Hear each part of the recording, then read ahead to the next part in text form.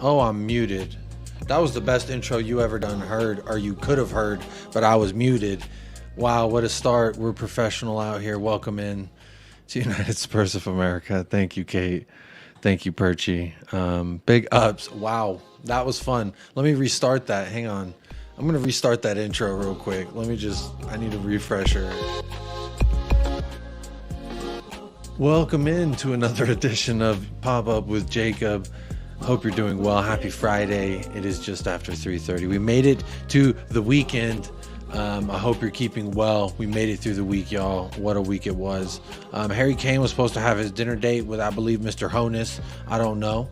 But allegedly it is called off. And, you know, when things get called off for no apparent reason, I like to speculate. I like to put a tin hat on. So I hope you want to sit down and enjoy that as well. But hope everyone is doing well. What a start to the show. That's the beauty of going live, folks. That is the beauty of going live, especially when it's just, you know, it's just me doing my thing. But welcome to Pop Up with Jacob. It is, if you're watching live or on playback, big up yourself right now because, you know, as I like to say, I appreciate you. There could be anywhere in the world that you could be, and you're tuning in right now. But also, if you do want to get involved, let me drop the link again. I don't see it in my end, but let me drop the link. If you do want to call in, you want to shoot the hey, as they like to say. I don't know who likes to say, but I'm going to say that for that part. But there is a fun little poll going on. Where's Harry Kane's birthday cake? It is the King Kane's birthday. So maybe we will sing happy birthday to him later. I don't know. But I'm asking the question, where is the cake going to be served? Is it going to be served in Germany? Is it going to be served in London, Paris, or other? You tell me. First place prize goes to Nigel A. Smith. Big up, Nigel. I want to say big up to the patrons of the channel, the ones who so kindly donate every month to the channel. Big up yourself right now. You get a little special shout out in the beginning of the shows, but you also get a special shout out in my heart every single day. So I hope you're doing well. Shout out 10-inch Sibley, and shout out to YouTube chat members as well popping in. But Nigel says Madrid will come in. Say no more, Gov. Hello, how are you doing? The first YouTube chat member checking in. Kate says, oh my God, I can't type. And good evening, Jacob, my friend. Good evening, Kate. I hope you're keeping well. Big up the Perchy TV. Says evening all, hope all is well in El Paso. Everything is good, everything is calm.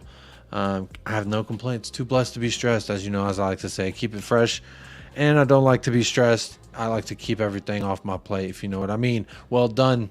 What are y'all talking about? I don't know what y'all talking. Oh, subs. Congrats, Kate and Perchy. Well done. Y'all are growing like wildfire. As I say, whenever you make it to the YouTube Emmys. I don't know what they call the YouTube awards, but when you're winning those awards, just remember your folks out here in Texas. Howdy, mate, says Milton Nobrega. How are you doing, Milton? Hope you're keeping well. Hi, Jacob. Chilling in bed, watching your chilling channel, says Jim. Big up, Jim. Hope you're keeping well, my friend. Let's see here. What a way to start the show. I'm really proud of myself. Let's see here. The redirect today was amazing. Oh, nice.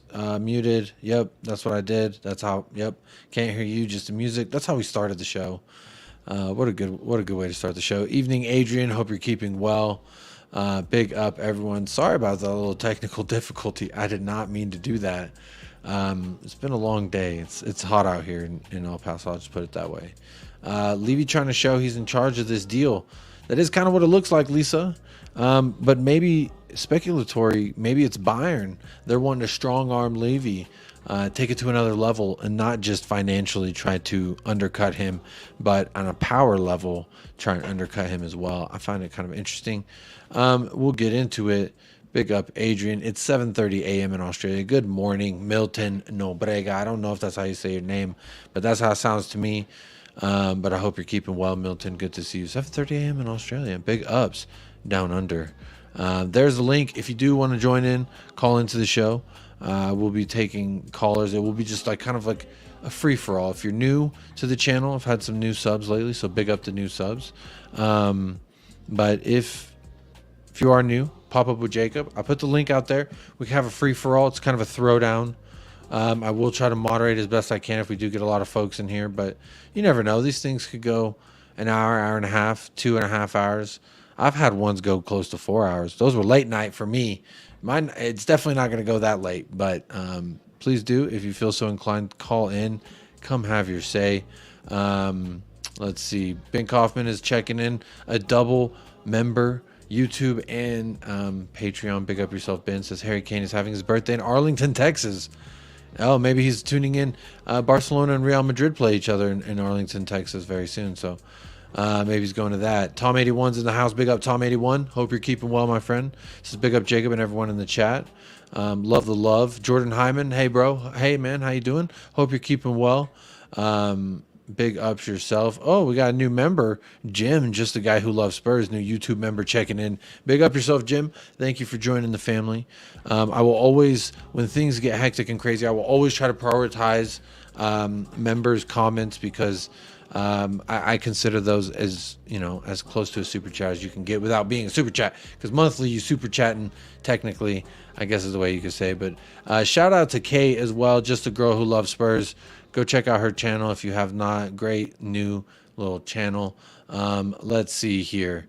Alan Bennett is in the house. Here we go. Here we go. Indeed, Alan Bennett, big up yourself. I saw your Twitter message and I woke up and I saw it and I thought you were angry with me, sir.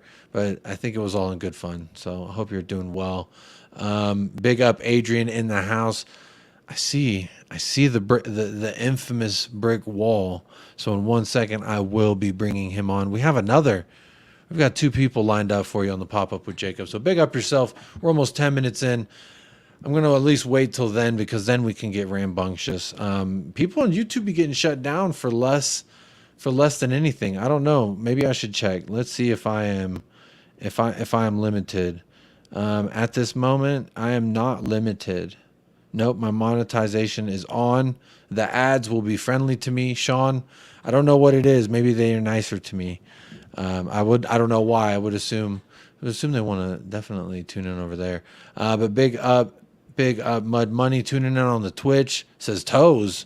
I don't know what you mean by that, sir. But hope you're keeping well. Big up, YouTube's in the house. Big up indeed. We are all caught up there. Wait, here we go. YouTube's got a comment. Any chance of a chick passing by on the background? No. If you're tuned in to Time Added On, like I was, quite a funny moment there. Jay had, seems like a friendly companion. Exiting the room, I believe. I don't want to assume what was going on, but it seemed like she was grabbing her things and maybe leaving. I don't know what's going on, but good. Big up, Al Bennett. You got me going, but all's good. What's going on with Michael? What's going on, Michael? Is he's just super, super busy. As I said, this man cannot stop getting promoted at Amazon. So his priorities and his time has been going into rightfully his future. So he's still around. He's still, all's good with Michael. He's just busy. And I wanted to try and bring more content. So now it definitely looks like there's a whole bunch of me and not enough Michael. So hopefully, once his schedule gets settled down a little bit more, he'll be joining us more frequently. But hey, I had a show one day. He randomly popped on. So you never know. He may just show up when he can. So shout out Michael each and every time. He's the GOAT, the other half of United Spurs of America, as I like to say.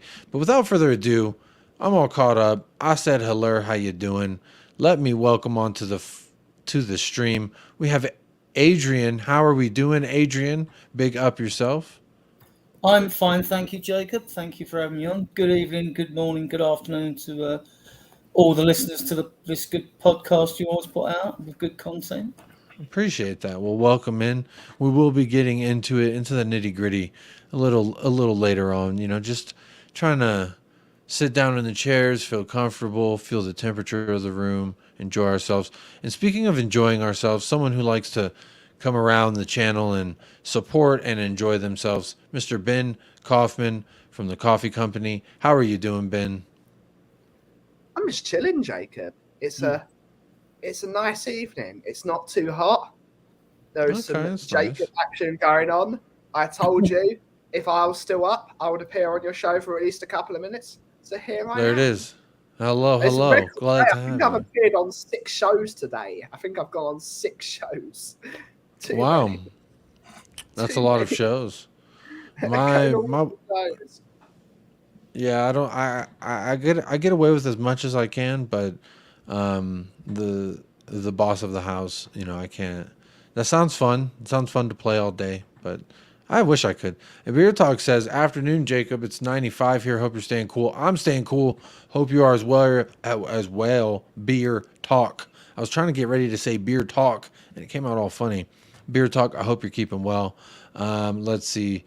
Got a couple more people. Yep, the cough is in the house. Big up, Adrian, showing some love. The Three Stooges, big up, says Jim. The Three Stooges. Thank you for that. Big up, Jim, newest member of the YouTube chat. Some big up Adrian's in the house from Lisa. Big up Adrian from YouTube's. Cursor, like secured. Smash the likes. Jacob. I don't know what that means. It's like the three wise monkeys. There you go. I like Kate's better than Jim's. Kate, maybe you can smack some sense into your husband. But big up you both. I hope you all are doing well. Let's get right into it. Let me share this. I'm sure, Ben, you've talked about it extensively. So, Adrian, I'm gonna ask you first. Let's see here. I got a layout for 3 people. Here we go. Bang. How you like that? Let me see. Oh, wrong one. I'm gonna see if I can zoom this out. Maybe it'll look a little bit. Let's see. How's that look? It says the meeting regarding Kane. This was this morning, so obviously not fresh off the press, but I think important news. Or wait, are we gonna sing "Happy Birthday" to Harry Kane real quick? Are we doing that? Nah. No. No. No. No one wants to sing "Happy Birthday." Oh man. He doesn't sing "Happy Birthday" to me, so why should I sing it to him? And it's a bit cringeworthy. That's not fair enough. If it was Sonny, I'd be screaming it at the top of my voice because I love that man. But me and Kane are going through a love-hate relationship. Well, it's not love-hate. It's love-I-miss-you relationship. Yeah, that's tough. Is he turning up? Is he going away? Northwest Arkansas. I got some family out in the area of Texarkana. Beer Talk. Shout out Arkansas.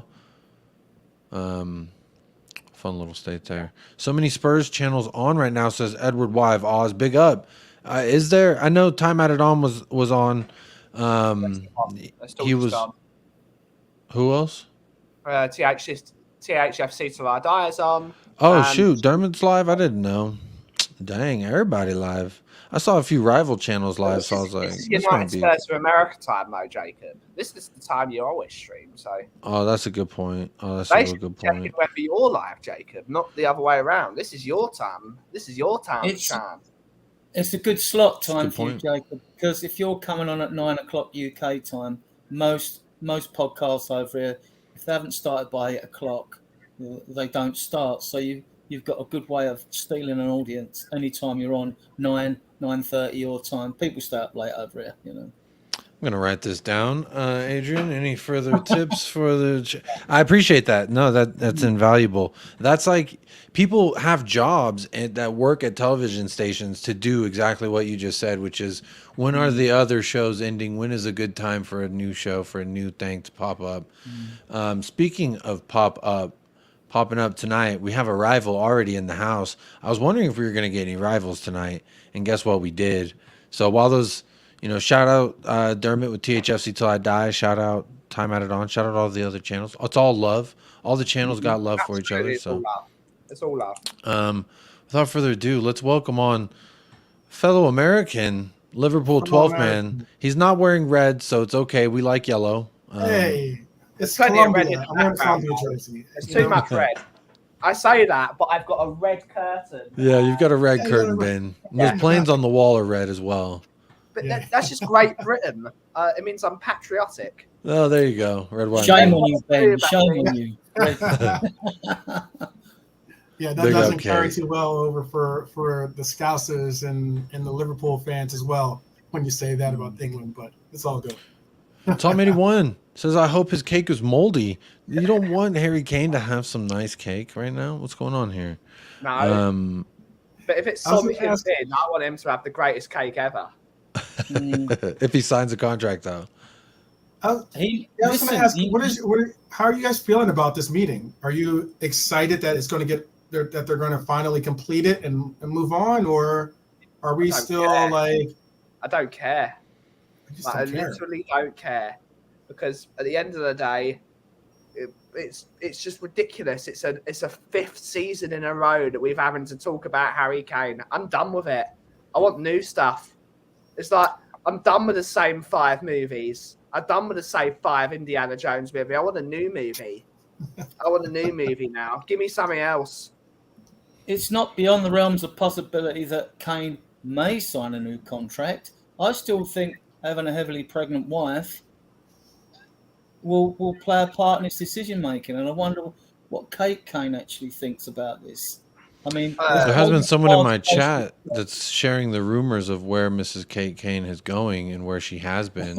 And allegedly, she's been in Paris shopping with Kylian Mbappe's girlfriend, and then she was also seen in Munich eating some hot dogs or some bratwurst. So that sounds fun. I want to travel with her. I know the reason why Kane is where he was, and I'm not allowed to say it, so I'm not going to say it. There is a reason, but I'm not going to say it. But it's nothing to do with football. That's the only thing I can preface. She was not there to do with Tottenham or Bayern Munich. There is another reason that's going to shock you guys, but that's the reason she was there. Stem cell research. The logical outcome is that Levy sells him, doesn't it? Because it's a corporate decision, and it is probably the wisest thing to do. But me personally, I don't give a damn about the money, guys. I love Harry Kane, so I don't care about the money. We can make that money again. That isn't a problem. He didn't cost us anything. So I would rather keep him. I'm not worried about the risk about losing him for nothing at the end of the season, because if we get to January and Kane's with us and Ange Ball's working, he might think, it's like some of the players seem to have changed their tune, and like Ange Ball, it's fun training and everything else. And then, and Kane may decide to stay. I still think he's strong. If you're a betting man, you think he's going. But then let's give him a good farewell. He served us well. I mean, I'd like to see him at least playing a game against Shakhtar Donetsk, even if he were to sign this week, if they rush it through. Because, I mean, there's still a month of the transfer window. I mean, it doesn't finish till the 1st of September. 19 days into the season. Concur with a point with Shawnee Boy, Sean Butler on the Spurs talk show. And also Sava says it a lot. If there was ever a time to sell Harry Kane, now's the time, because we've got a system that does not suit him. Ange does not play with a singular number line where you give all the ball to, so he scores all the goals. Well, a formation that I think works really well, that I would add to the equation if I could, and I will right now add to the equation. You like that segue, Ben? I see you confused. You're like, where is he going with this? Why did he interrupt me? It's because we have the one and only C Cubed in the background. Hello, C Cubed. Yeah, there we go. You see how I did that there? Hey, boys. How are you all? What's going on? How are you living? Oh, I'm living. Well, it's good to hear from you. You're on, so I just wanted to pop up. I'm dipping my toe a little bit into the waters of coming back. So. Careful now. Barely. There's gators in the water. I know. Don't dangle them toes in there too long. Someone that looks just like you, CQ, the other day. I was speaking with someone that looks just like you. Was it Lego Batman? Yeah, it was. Well, how are you doing? What's your latest take on this Harry Kane? Or wait, excuse me. Is it cringy if we sang Happy Birthday for Harry Kane? Is it inappropriate because he doesn't sing us Happy Birthday? Or should we sing Happy Birthday for the one and only Harry Kane? What are we saying here? No. I don't think it's inappropriate. No. He's still our player right now. No. I'm not going to do it. What? But here's the thing, though. He's not our player yet. I mean, if he's not our player, and he might. I think he's leaving. Just to be fair, I think he is leaving. Happily be done. What I will do, no. I will. What's it called? I will humour you, and I will start it off with. Yeah. Wow. I didn't expect a harmonica, but here we are on Pop Up with Jacob, where you can get a harmonica. My son loves the harmonica when it's used in his show, so that's kind of fun. Sing it in German, says Beer Talk. Hoch soll sie leben. I will not do it because I only learned how to sing Happy Birthday in German because I was in German class in high school. But I cheated my way through about 3 semesters out of the 4. But we learned how to sing Happy Birthday. The only thing is it was for someone turning 16. So in the song, it's like you say the word 16, but I don't know which word to negate and which word to substitute it with in the song. So if I sing Happy Birthday in German, it would mean that I'm singing it like Happy Birthday for turning 16, Harry Kane. I don't want to do that. But I wish I could. Should have taken Spanish, see his though. Cake? Did you all see his cake? I mean, that's a pretty nice cake, though. I have to admit. No, send it to me. Jealous. Send it to me. I ain't seen it. I have not seen his cake. I was jealous of his cake. Okay, was it in Germany or was it in Paris? No one has voted Paris in the poll, by the way. It was in Arlington, Texas. I wrote it on in your chat. Yeah, there's a lot of. Was it Black Forest Ghetto? No, it weren't. That's German Black Forest. So I see 32 votes in the poll, only 18 likes. What are we doing? Y'all don't want to bring free beer to the party? What are you doing here? What are we talking about? I did not see the cake though, Cubed. I now want to see it. I'm sending it, Jacob. I'm trying to find it. Okay. Well, haha, I'm quicker than you, CQ. Who sent it to me? Let's see the photo. I'm rusty. Oh wow. What in the world? Oh, it's from his Instagram. Let me see. I'll take a screenshot of it and then. Oh, he's on Twitter and also Instagram. He put it out. Let's see. I'll upload it so that way our audience can see. But big ups, everybody. There's a German car on the cake. It's a sign.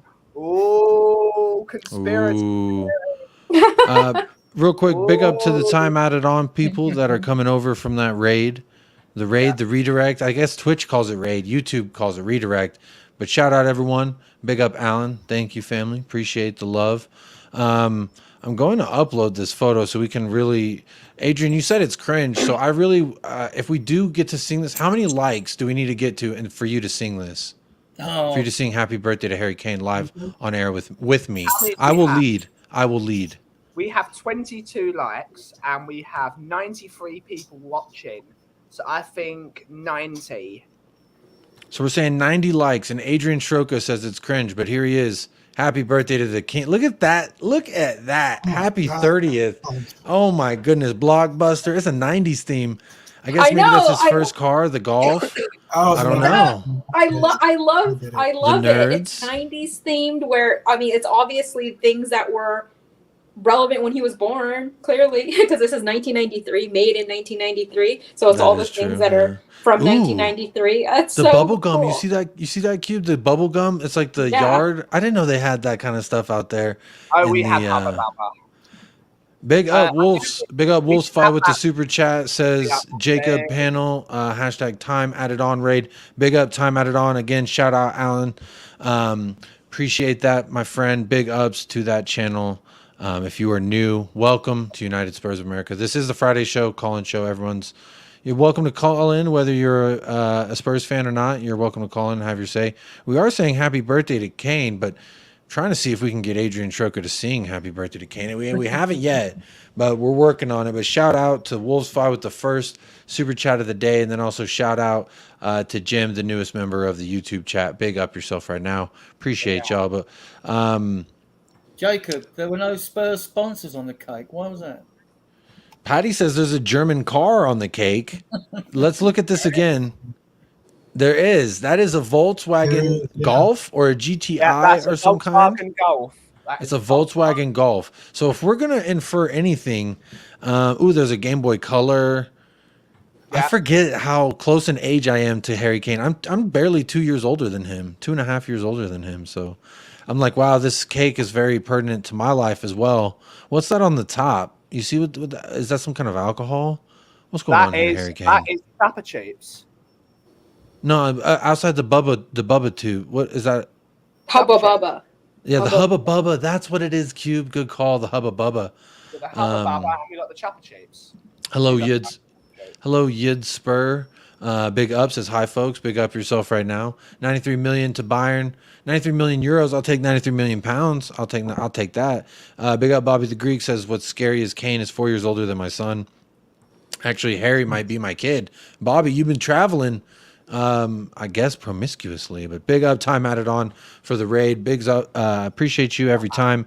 If you are new, please do participate in the poll. I'm asking the question, where's Harry Kane's birthday cake being served? It obviously looks like London, but I'm trying to have a little fun here. Arlington, Texas. Ben says Arlington, Texas. Adrian, where are you saying he had this cake? Where is this cake being served at? I mean, because we know that was probably the kitchen of his house. That was the photo that we just looked at. But where do you think he's going to be eating this cake, so to speak? At his mansion. well, yes, definitely at his mansion. We're saying Hampstead then. We're saying Hampstead. If he still lives in Hampstead, I can't remember where he lives now. I think it is Hampstead. I know he's building a new house out there in Harry's Combe or whatever it's called. Cobham. That's what it is. Cobham. One of those funny words. Big up Aaron Dub. Good to see you in the chat. Says, dude, if I was as rich as Harry, I'd be well pissed off with that cake, unless my granddaughter made it or somewhat. Where's the mini Daniel Levy on top and gold flake? Why gold flake? You're not going to eat the gold flake, right? Unless it's like that just seems weird to me. There's edible gold flakes. Yeah. Well, see, Cubes, we don't all live as lavishly as you, bathing in the edible golden flakes. I'm just saying that I know that the raining golden edible flakes. It sounds fun. That's how y'all live out there in California, though. I know it. There was just a couple of things missing from the top of that cake. Let's look at it again. What's missing? What would you put on top of this cake? It seems pretty on point. 2 centre backs, yeah. Oh, 2 center backs. Send Levy a subliminal message. Yeah. There's 2 center backs in front of a goalie. Maybe like a foosball table with that. That might get the message across. Maybe a little sign that says "Almost the Premier League all-time goal scorer." Or Alfred Feeder saying almost the top goal scorer of the Premier League. Some people are saying the cake has cream replaced with sauerkraut because it's being served out in Germany. Wow, that'd be interesting. Wrong, guys? What is wrong with Harry Kane having a Colin the Caterpillar cake? Why has he got to get this absolute schmatter? They've also put like a Fonzie themed jukebox at the bottom. Look to the side of the nerds. That's like a Fonzie jukebox. How old are they saying he is? That seems funny to me. I get the Blockbuster. That's my era. I get the nerds and the movie theme, and then you got the cell phone up there under Happy 30th. I get all that. But Power Rangers and Saved by the Bell up there. Yeah. Saved by the Bell, isn't that a little bit before? That's a little bit before my time, and he's 2 years younger than me. That's the 90s. 1993. It was running during that time. Yeah. Yeah, it was on. Harry looks 10 years older than you, says Edward Wyatt. I'm 2 years older than Harry. Older than 30. Colin the Caterpillar. If you Harry's Adrian would know this. Colin the Caterpillar was the best birthday cake. We have a cake that's from Marks and Spencer's. It's one of the most copied cakes. It's a chocolate sponge caterpillar filled with chocolate cream in it, with lovely Smarties on the top, and it's got a white chocolate face. That's a birthday cake. Mark Robinson, you'll like this. Mark Robinson, you'll like this. I subliminally put a cutout of Levy's head in every thumbnail of Pop Up with Jacob. Go back and look for the last at least 8 or 9 months. I've been putting Levy's little head in the thumbnail. I'm not saying to go back and look, but that's definitely an ornament that I would put on a Christmas tree as kind of like a gag gift. Mark Robinson, all right, back to a little bit more Kane talk. I'll throw this around to the panel. Mark Robinson says 80 mil in Pavard for Harry Kane, but would Pavard even want to be here is my follow-up question. And Cubes, I'll start with you. You're taking 80 mil in Pavard, but is Pavard going to come to Tottenham Hotspur even if we pay him lots of money? No. Short and sweet, very simple. Well, there you go. Well, there it is. Next, Adrian. Another short, simple answer. I seem to want to have a bit of a clear out at Bayern. I understand why Marnie wants to go because he punched Sani after a game, but it happens. Pavard, Sommer, is it? You've got there's a list. You know, they're that's blood. Well, I think they're buying De Gea. Yeah, rumors they want Kyle Walker as well. Yeah. That's honestly, can I just make a quick mention of Mane that I actually feel bad Go for ahead. him. You feel bad for Mane? I do. I feel bad for Sane, the good dude who got punched, or the dude who did the punching?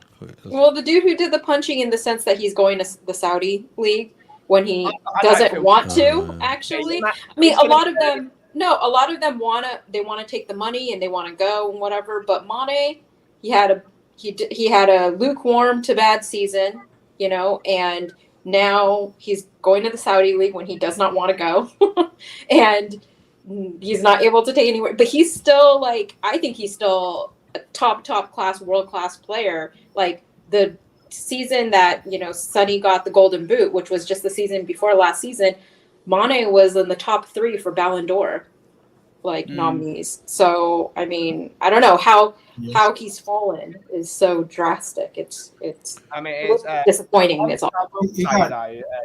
Sorry to interrupt you, QB. Before he gives a lot of money to charity, Sadio Mane, and he's going to be earning upwards of 800k a week. The amount of people that money is going to help in his home city, in his home country of Senegal. I mean, you've got to give it to him. He's going to take that money. It's not like he's going to take it and buy Rolexes and buy stupid gold Lamborghinis like Aubameyang. That money is going to go and it's going to help a lot of people. A lot of people are going to benefit off of his stardom. So fair play to him. As the one player, I'd say, you know what, fair play. He's going to give that money away. Yeah, I'm just saying. I just feel bad that he had that's what, you know, he's not able to continue on, you know, and he's kind of getting pushed out. That's all. But, you know, Liverpool 12th man, I mean, you would have an opinion more than I would. I just wanted to do a little call out for Mane because I do think he's what a player. I definitely I appreciate it. I mean, you know, he's forever a Red in my heart, but I mean, you're absolutely right.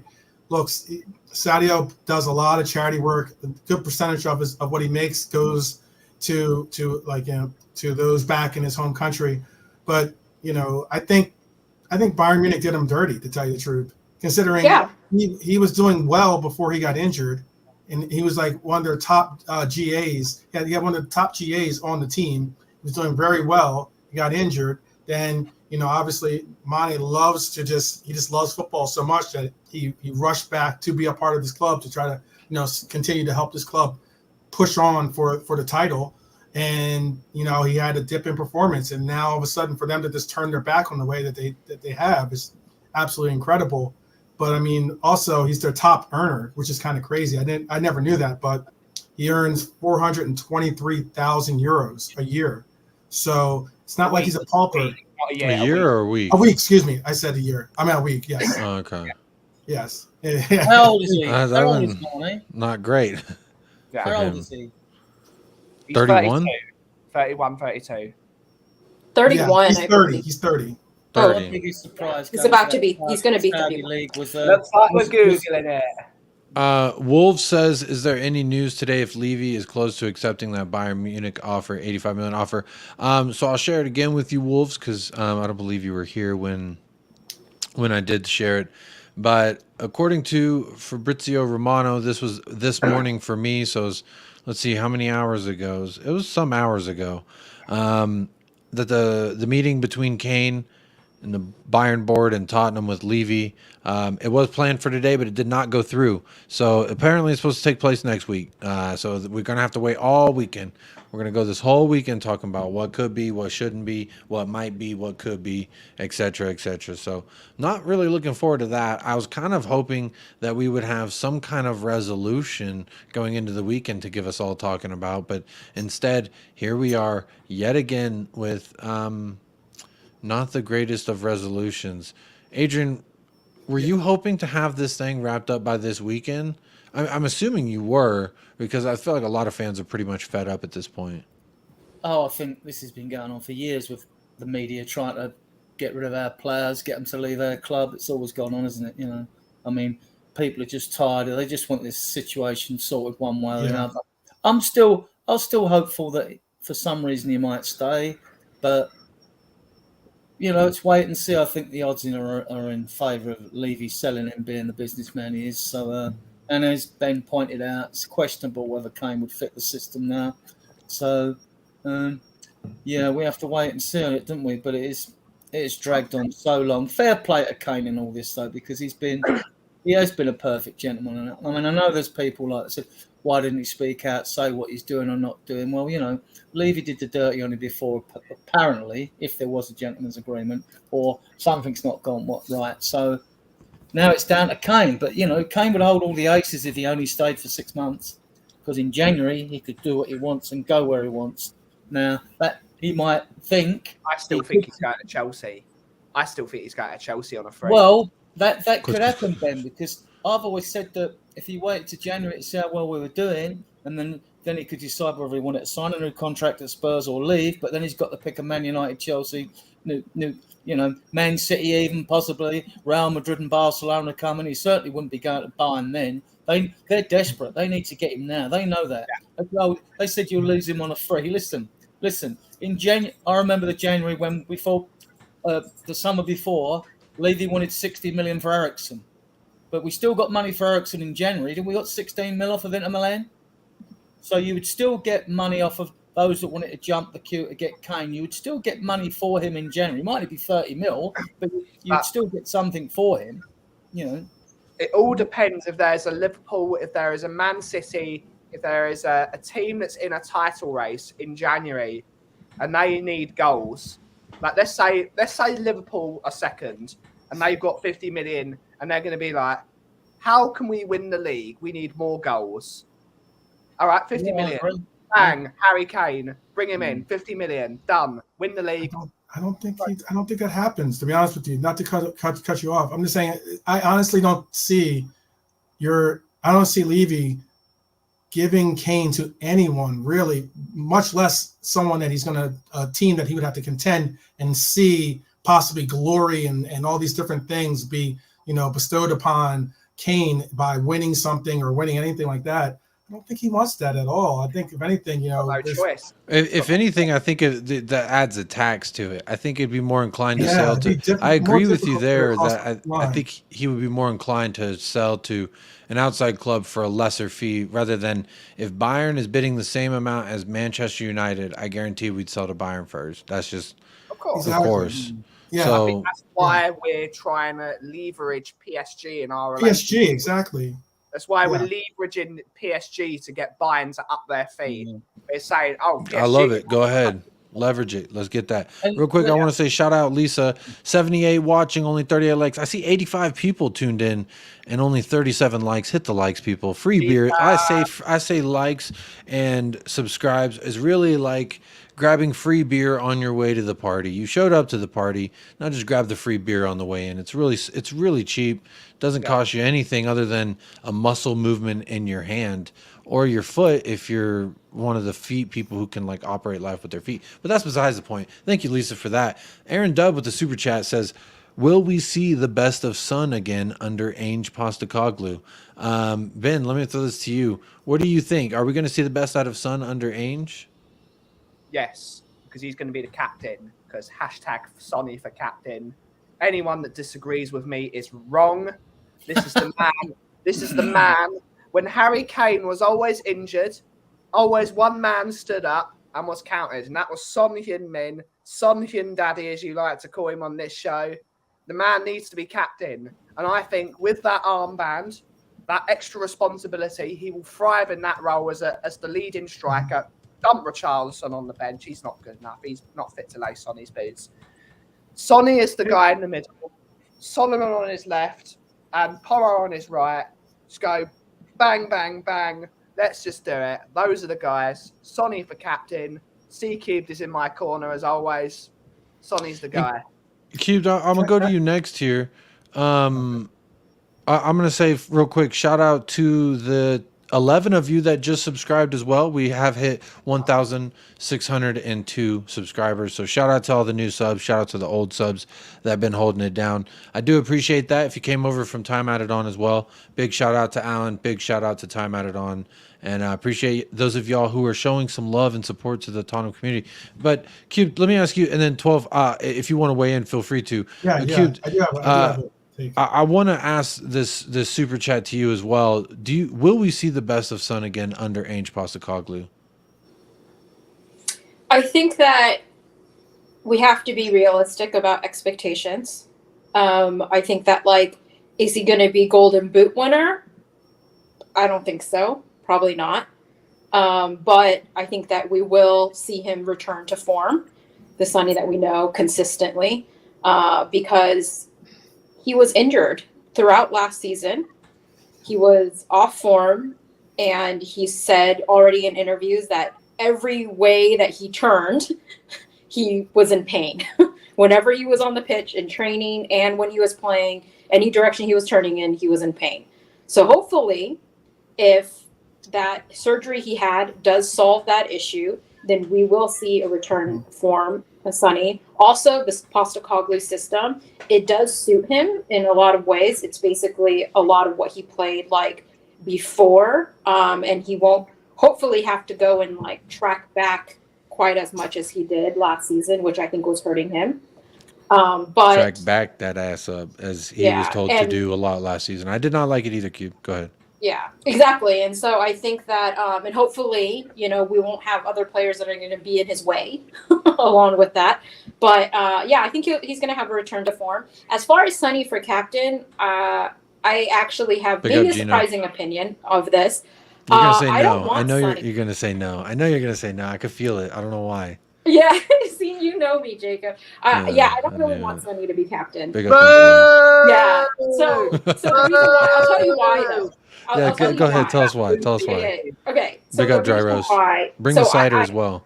Yeah, I really, I entirely don't agree with people that are saying like he doesn't have leadership, quality. He absolutely has leadership quality. He is the captain for South Korea.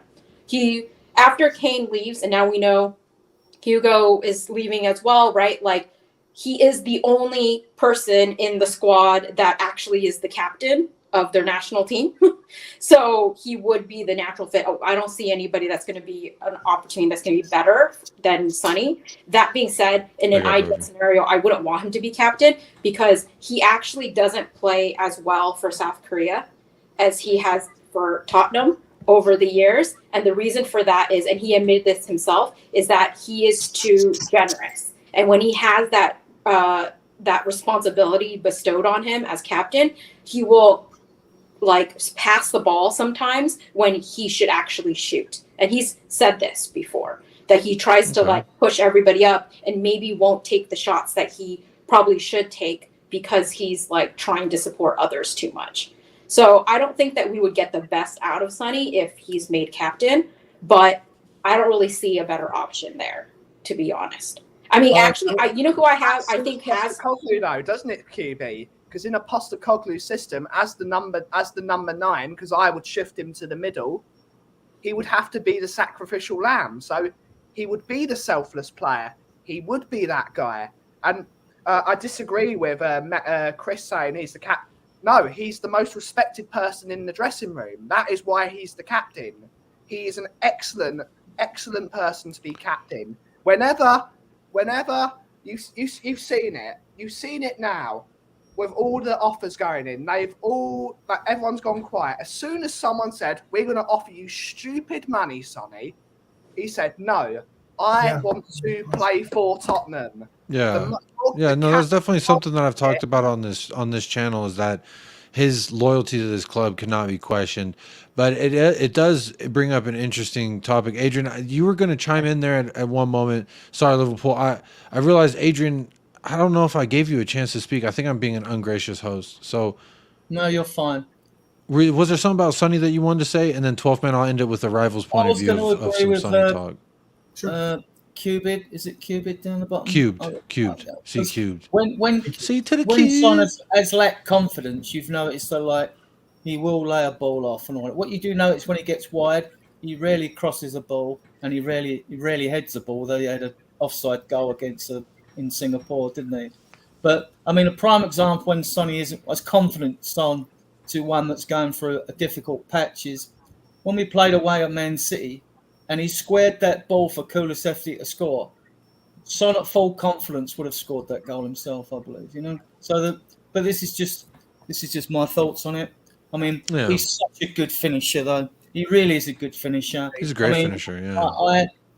It raised my hackles last year when Spurs fans were saying, sell him, sell him, sell him. Look, even players that don't play like Son, even the strikers we've been linked with now, even going to Miani, Jonathan David, Pedro, whatever, none of them are as good as Son. They're not. I know they're different styles of players, but they're not as good. They're works in progress. Miani's a work in progress. Jonathan David's more of a penalty boxer, poacher. But they're not as good as Son. Big up Inns, man. 31,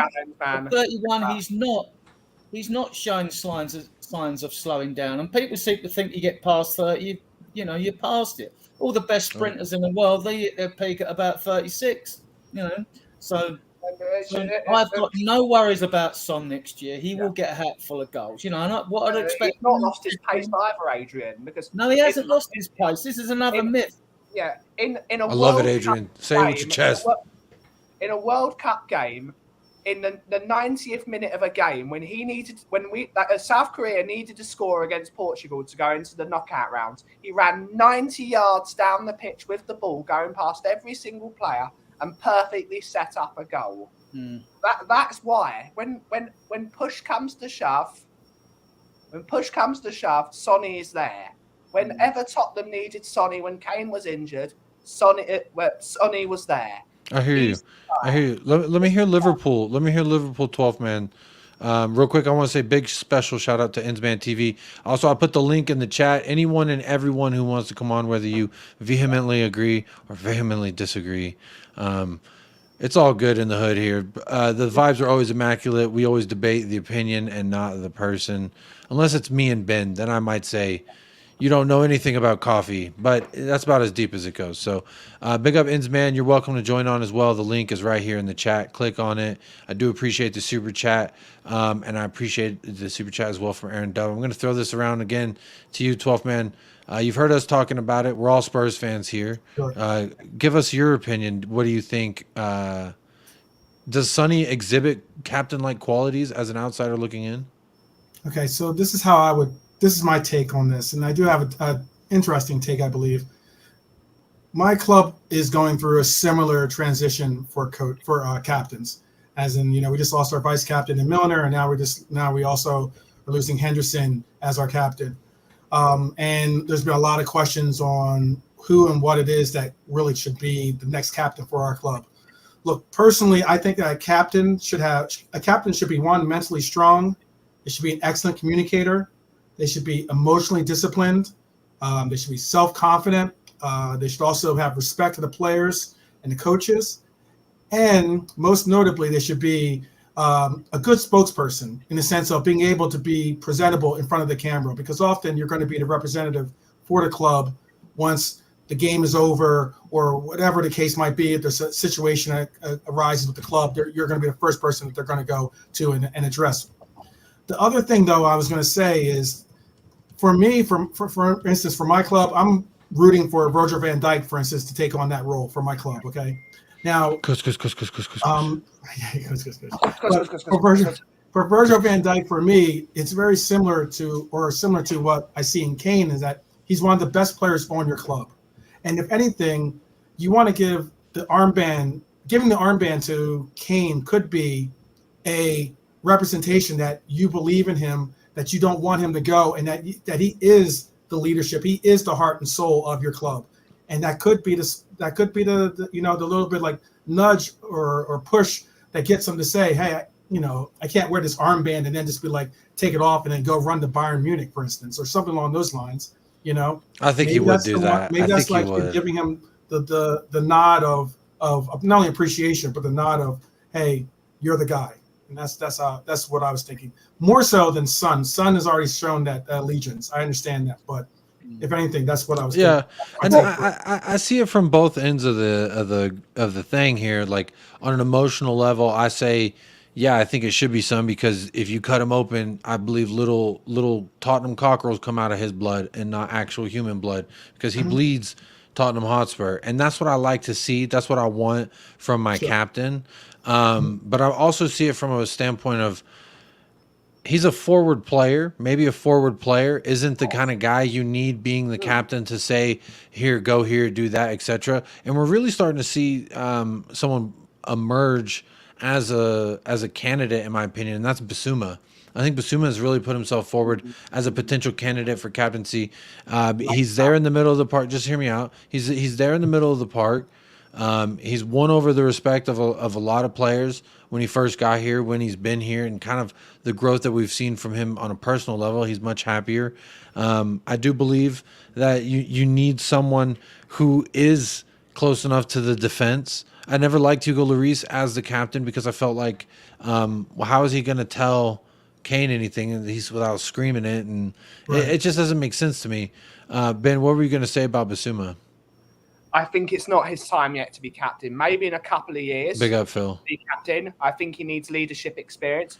It's time to change. It's time to change the tide, though. If we're talking about turning the page, why not look completely beyond what was something we haven't had?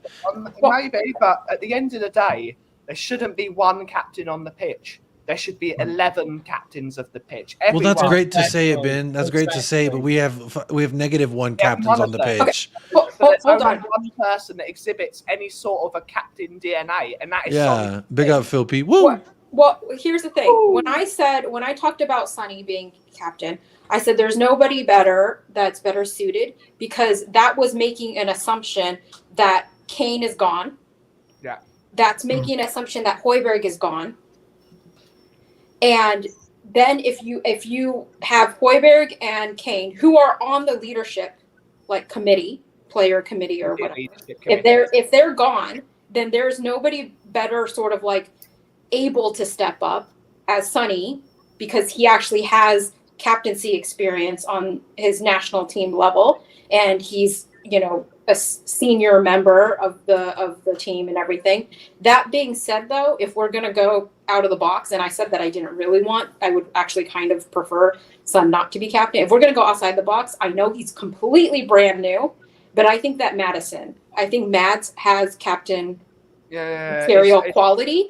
The only thing is that he is just started at the club. So how are you going to walk in the door ahead of the captain? I think that he is going to be a future captain, though. I think that you will find him to be a future captain.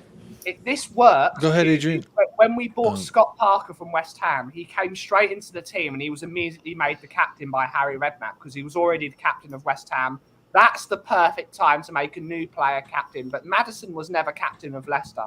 He might have worn the armbands, but he was never officially the captain of Leicester. So that'd be. At the end of the day, we're probably going to see something really stupid. We could be arguing like this until we're blue in the face, but we know that it's going to be either Ben Davies or Eric Dyer that's going to play the captain. That is exactly that's the alarming thing. Adrian, there was something you were going to chime in on something. Yeah, please. I don't. If I hear Dyer's name one more time, I'm legally obligated to play the video, and I don't want to. What do you expect a captain to do? What do you expect his role is? I mean, all the PR stuff our Liverpool friend talked about, great. Stand in front of the cameras, give good speeches, be an upstanding individual footballer, sets the prime example. But recently we've had Spurs fans talk about, there aren't enough leaders in the team, and as if that's our problem. Our problem is lack of quality. You can have a captain give an inspiring speech before a game and a battle cry at half-time and scores a level, you're 1 goal behind. But he will not be able to prevent error-prone defenders from making mistakes. So when you talk about leadership as if somehow he can wave a magic wand and make things happen. No. And then when you get people saying in the past, but we had Roberts, we had Perriman, we had Mackay, I watched these guys play, all of them, right? Yeah, but those captains were captains in great teams. This is the biggest difference. The ones that get mentioned are mentioned because they're in good teams. The ones that weren't in good teams hardly get a mention at all because them teams failed miserably. So I think the talk about captain, all right, is it? in any team. Ceremonial position. It's a ceremonial position. Yeah, it is a conversation when you're talking about the club PR and all that. I get all that, but on the field, if you're a driving player like Gerrard was at Liverpool, I get that as well. He's playing by example as well. Fantastic player, right? But other than that, they can't fix things on the field. Danny Blanchflower used to tell players to go here and there and try something different. He's the only one I've ever seen do it. But because now it's all analysis and systems, and people sit in front of laptops behind Spurs players and the reserves in the bench and all that. They're all up there talking down to the manager with an earpiece about what's going on tactically and analysing virtually every kick and phase throughout a game. So love it. There's like captain. If I look back, I'm not fussed. You know what I mean? I'm not fussed. I mean, you always used to captain's armband were always given to players that were thinking of leaving a club. A little psychological inducement for them to stay or whatever, or try to get them to stay. But I don't think you're right, Ben. You should, as a player, you shouldn't need self-motivate. You should be self-motivating. You shouldn't have to go out and field someone telling you you're not working hard enough or doing your job. If I look at the best ever Tottenham team, I can name about 5 people that could have been captain of that team. You've got Pat Jennings, captain. Dave Mackay could have been captain. Danny Blanchflower was the captain. You've got Cliffy Jones. Greavesy could have been the captain. When Perryman came in the late 60s, he was the captain. 11 players should be like, all right, this is what we're going to do. You sort it out amongst yourselves. Once you cross that white line, all this you manage it yourself on the pitch, and you want to win. You want to win all this ceremonial positions. And this is why, Ben, you don't see captains that lead by fear anymore. Like Aaron, big up Dub's son. He says Roy Keane. Roy Keane led via fear, not because he was, which is why they chucked him out the door eventually. He led via fear. You don't lead teams with fear anymore. No, it's not how football works. You need 11 people on that pitch that have got the will to win and that have got the quality to win, because that's what wins you matches. Not leadership, it's quality. That's great, Ben. I love it. This feels like a Rudy movie, and you're hyping me up. But I feel like I have to get back into reality and realize there ain't none of that. We're talking about Giovanni Lo Celso. Is he going to fight for his position? Can Tanguy and Ndombele have the resurgence? These are all questions that are coming up because we are not in any position to have what you're talking about. I love it. I agree with you. I'm not saying you're wrong. I just feel like we're so far away from that. We have a bunch of captains who apparently can't captain our team, is what I've gathered from the fan base. Sonny captains his national side. He's not suitable. Højbjerg's a captain for his side. No one likes him. Everyone wants him gone. Well, some people like him. Shout out Ellie. And then Harry Kane, he captains his nation. But honestly, when I see him wear the captain's armband for Spurs, I think he's a completely different player than whenever he doesn't have it. And it's like, yeah, he leads by example, but can he lead vocally? And I think that's the question that a lot of people ask about Sonny. Go ahead. The balance of mentality in the squad, Jacob. I mean, consider this. What we haven't got, what I've seen in the past from good Spurs teams, is there is a distinct, it's changing a bit now, because I've seen you doggy inside, lack of aggression. You can't have 7 quiet players in that squad on that field. It needs to be the other way around. You need about 8 aggressive players. Porro's aggressive, Romero's aggressive, Skip and Højbjerg are aggressive. Now you've got your Doge in it. But I've always believed you need at least 2/3 of your players in that starting 11, 7 or 8 that are aggressive players. Because aggressive players are winners. They fight. They win. Non-aggressive players, you can have them. They could be fantastically skillful and all that. But you need that aggressive, because aggression comes with a winning mentality.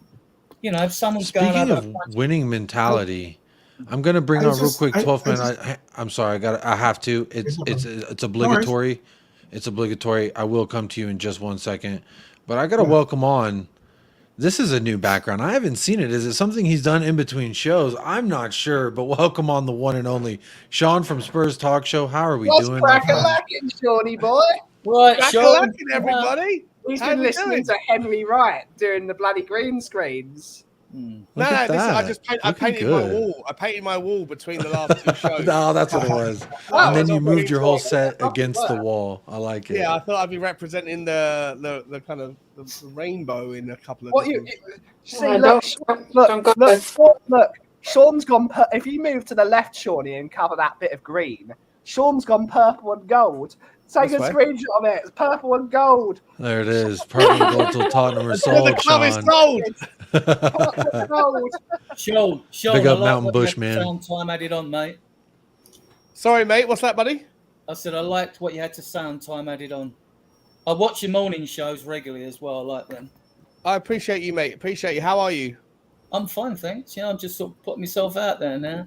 I stopped for a few years because, like, the last three managers, I got fed up with all the toxicity coming at all angles at Tottenham, not just the board and all that, even when I think some players were getting unfair stick, which is something. I'm familiar with you, mate. I watch you on when I'm not on time added on. I'm watching you. Shout out to C Cubed. I haven't had the prep that I've seen you many times. I haven't had the pleasure of saying hello. How are you? Good. I think we were on stream once together before, like ages ago. Before I temporarily left. Yeah, that was. We miss you, Cube. You're always welcome back. 12th man. Before I brought Sean on, there was something you wanted to say, and I so rudely cut you off, like I was on the highway here in America. Before I let him speak, just to not come across as rude, because I've just said hello to Adrian and C Cubed. Shout out to 12th man. How are you, my man? Good to see you. Absolutely appreciate it. Much love. How are you? Yeah, I'm well, buddy. I'm well. Sorry, now you may continue. Ben knows I've already said hello to Benny boy. So what's happening? I've been with Sean like half the day today. I loved the dialogue that's being discussed here, because like I know that when it comes to a captain for me, because again, this is something that I'm going through with my own club as well, and for me, I personally just think that there's so many more dynamics to football today that is involved with that armband. Like, as in, I know that sometimes people think of it as just like, it's just a symbol, or it's just like, it's just some honorary armband that's being put onto you. But it does still carry a lot of weight, and it carries a lot of weight in the locker room. It carries a lot of weight, obviously, with the relationship with the coaches, but also it also means something because you are now the liaison for the club, in essence, to the fans, in essence of telling them the inside dirt or whatever it is that you want to talk about, or trying to get the message out for your team. And I think that, like, despite the fact that, okay, there are, for instance, Mo Salah, for instance, is a captain for Egypt, for instance, but Mo Salah is more of a soft-spoken person. He doesn't necessarily like always want to be in front of the camera. He's very humble. Those types of attributes. He did go see the Mother of Dragons when Game of Thrones was very popular. Right. Okay. I do remember those type of attributes don't necessarily always go along with the role that a captain has to possess in today's football. And that's at least how I'm looking at it. As in, often you're going to be asked to get in front of the camera, talk to people. You're going to have to be the voice in the locker room. You're going to have to do all these different things and weigh all these things. And that's the reason why, for instance, Brighton took on Milner to come onto their club, because they understand Milner, who was our vice captain, was an excellent, whether it was experience, whether it was knowledge of the game, whether it was like being able to display that knowledge and skill sets to the youth that's coming below, that you have to kind of bring into learning how to become a professional football player. Those are all important attributes that captain armband carries with them, at least for myself. That's at least my view of it. And I think that, you do have some people on Spurs that can take that role on. And I mean, and again, I know that Harry Kane's not the popular person right now when it comes to that attribute, but I mean, he is the captain of England. Yeah. I think he's going to be the captain going forward. Ange Postecoglou has at least verbatim said that in an interview, that he is the captain for this moment, regardless of everything else. Sean, where do you kind of sit with this? We were talking right now about captains. Ben's thrown out Sonny. I agree. My vote goes for Sonny, but I've also thrown Basuma's name in the hat as potential captains going forward. We have to have a captain. So let's assume that maybe Kane is no longer here. Who do you think can stand and rise and be that leader that we all look to in times of sorrow? Yeah, it's a really difficult one, mate. At the moment, I would assuming Kane's gone, assuming Højbjerg's gone, I would lean towards Sonny or Bissouma. I think they're the only two candidates. But I think you have to recognise Sonny. I think I said it before, mate. We said it earlier. I feel like Sonny, not only has he got the loyalty in terms of years committed, and he's a likable guy. I think there's question marks over how well he can rally the team, how well he can like throttle players. I heard what Ben was saying around that kind of like leading through fear, leading through respect index. But I do think you should also acknowledge the fact that of all the players in world football, there's very few that when they get an offer that would like 5x their money from Saudi Arabia, that would come out in the media and off their own back and say, not interested. I'm a Tottenham player. I want to be here. And I think that is the sort of the noise that you want to hear from a player. It sends a great message to other people. Like, oh, Sonny's like turning down Saudi money because he wants to be at Tottenham. What does that say about Tottenham? And there's so many voices, so much noise out there probably about why you shouldn't come to Tottenham because of our lack of trophies, our lack of this and that and the other, and general kind of like where are we as a club? So if you've got a guy out there that's willing to sacrifice all those other opportunities and say that, I think that should be recognised and respected alongside the fact he's a champion player. I'm probably going to lead towards Sonny. The only reason I'd say Bissouma is because I think he's in a more consequential area of the pitch. And I think that he has been given some level of leadership requirements or responsibilities from Postecoglou, and he seems to have taken that and run with it. So I'm happy with either. There's nobody else really that stands out to me. That's another point that comes to mind. Sorry, Adrian, real quick. Gina says, are you out of here, Ben? I'm going to jump up, guys. I'm going to jump. Okay. Bye, Ben. Bye, Ben. Bye, Cough the Man. Bye, Bobby Coffin. Everyone go talk to the coffee company. Adrian, big up, buddy. Love you to be man. Up the Spurs. Big up, Ben. Have a great rest of your Friday night. Cheers. Hope you have a kick-ass tomorrow, my friend. Cheers. All right, I'm gonna. Sorry, 12th man, you can't be on the top row. You got too much red in your picture. I'm gonna go back into the middle here. I like this. It's comfortable. Can I add one more thing about Sonny? Yeah, of course. I had a point that I was gonna make. Go ahead. Yeah, I forgot. One thing about Sonny. I think that. Yeah, well, I will say this. It does matter who is captain, because if it didn't matter, then Harry Maguire wouldn't have just been stripped of his captaincy. So I think there's like a point of that and everything. But with Sonny, he speaks English, fluent English. Mm-hmm. He speaks fluent German. He speaks a little bit of Portuguese and a little bit of Spanish.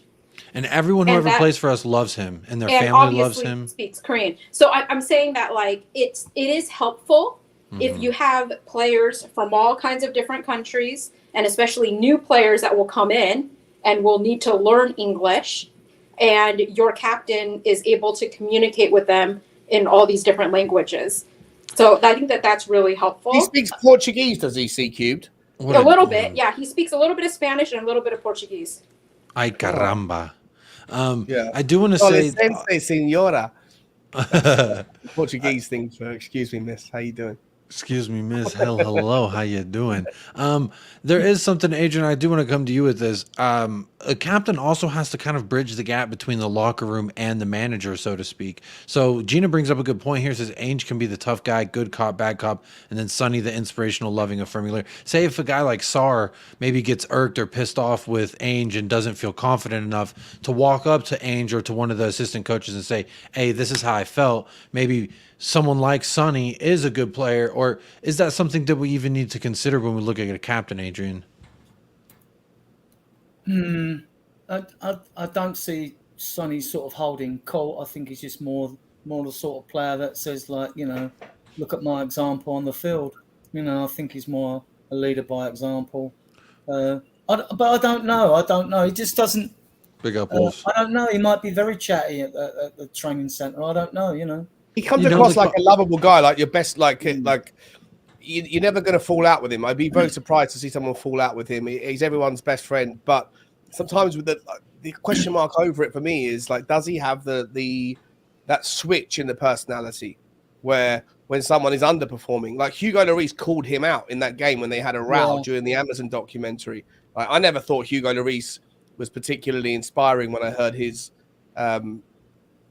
like pre-match team talk things. I found it all a little bit awkward, but I think it takes two to tango in that situation. If Lloris is being confrontational, that shows equally that Son has that ability as well, in my opinion. Because if you're not right, if a dog gets bit by another dog, there's one of two reactions they can have. It's to submit to the alpha male or assert that you are the alpha male. And I think in that moment we saw that. At least that's my take from it. But Lloris was right in that situation because, as I recall it, Sonny wasn't tracking back.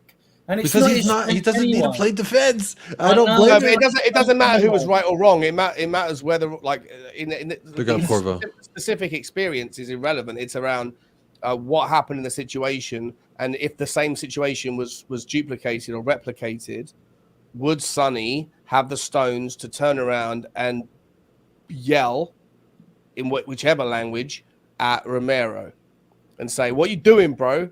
I think so. Focus. I think they have that kind of relationship. He does it for Korea. And I also, good point, but I also believe that he has that kind of relationship with every individual because he's the kind of guy who walks into a room and he's everyone's best friend, right? Everyone who's ever come here, they always got a picture with Sonny of them hugging and everyone loves him. He plays with all the kids. What's not to love about Sonny? So he's got that relationship, I think, with Romero where he can go to him in the halftime and say, look, you're playing like a dumbass. Let's get it right. Let's correct this. Right, I think he's got that. The problem is, mate, so when I moved to New York, I'd had like, I don't know, 100 different managers in my life. And some of them were good at like being the stick. Some of them were good with the carrot. I met this guy. I always remember his name, John, who was my manager. And he brought me over. I never knew him before. He brought me over from Australia and I went into New York. And within a week, I recognized that the reason why this guy was a leader is because he knew the difference between accessibility and familiarity. He was approachable.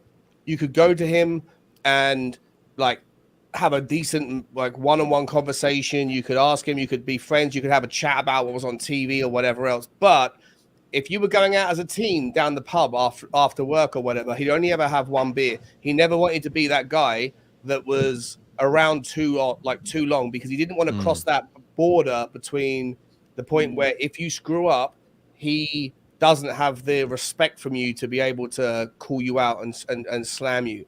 And I wonder whether or not Sonny's likability factor is he's too nice. He's too likable. I'm not saying that I guess I'm making counterpoints. I do think he's one of the two candidates, but just to counter it, I wonder whether or not as a captain, you do need to have that little bit of like if you're too likable, does that detract from the respect factor that you need from the people coming around you?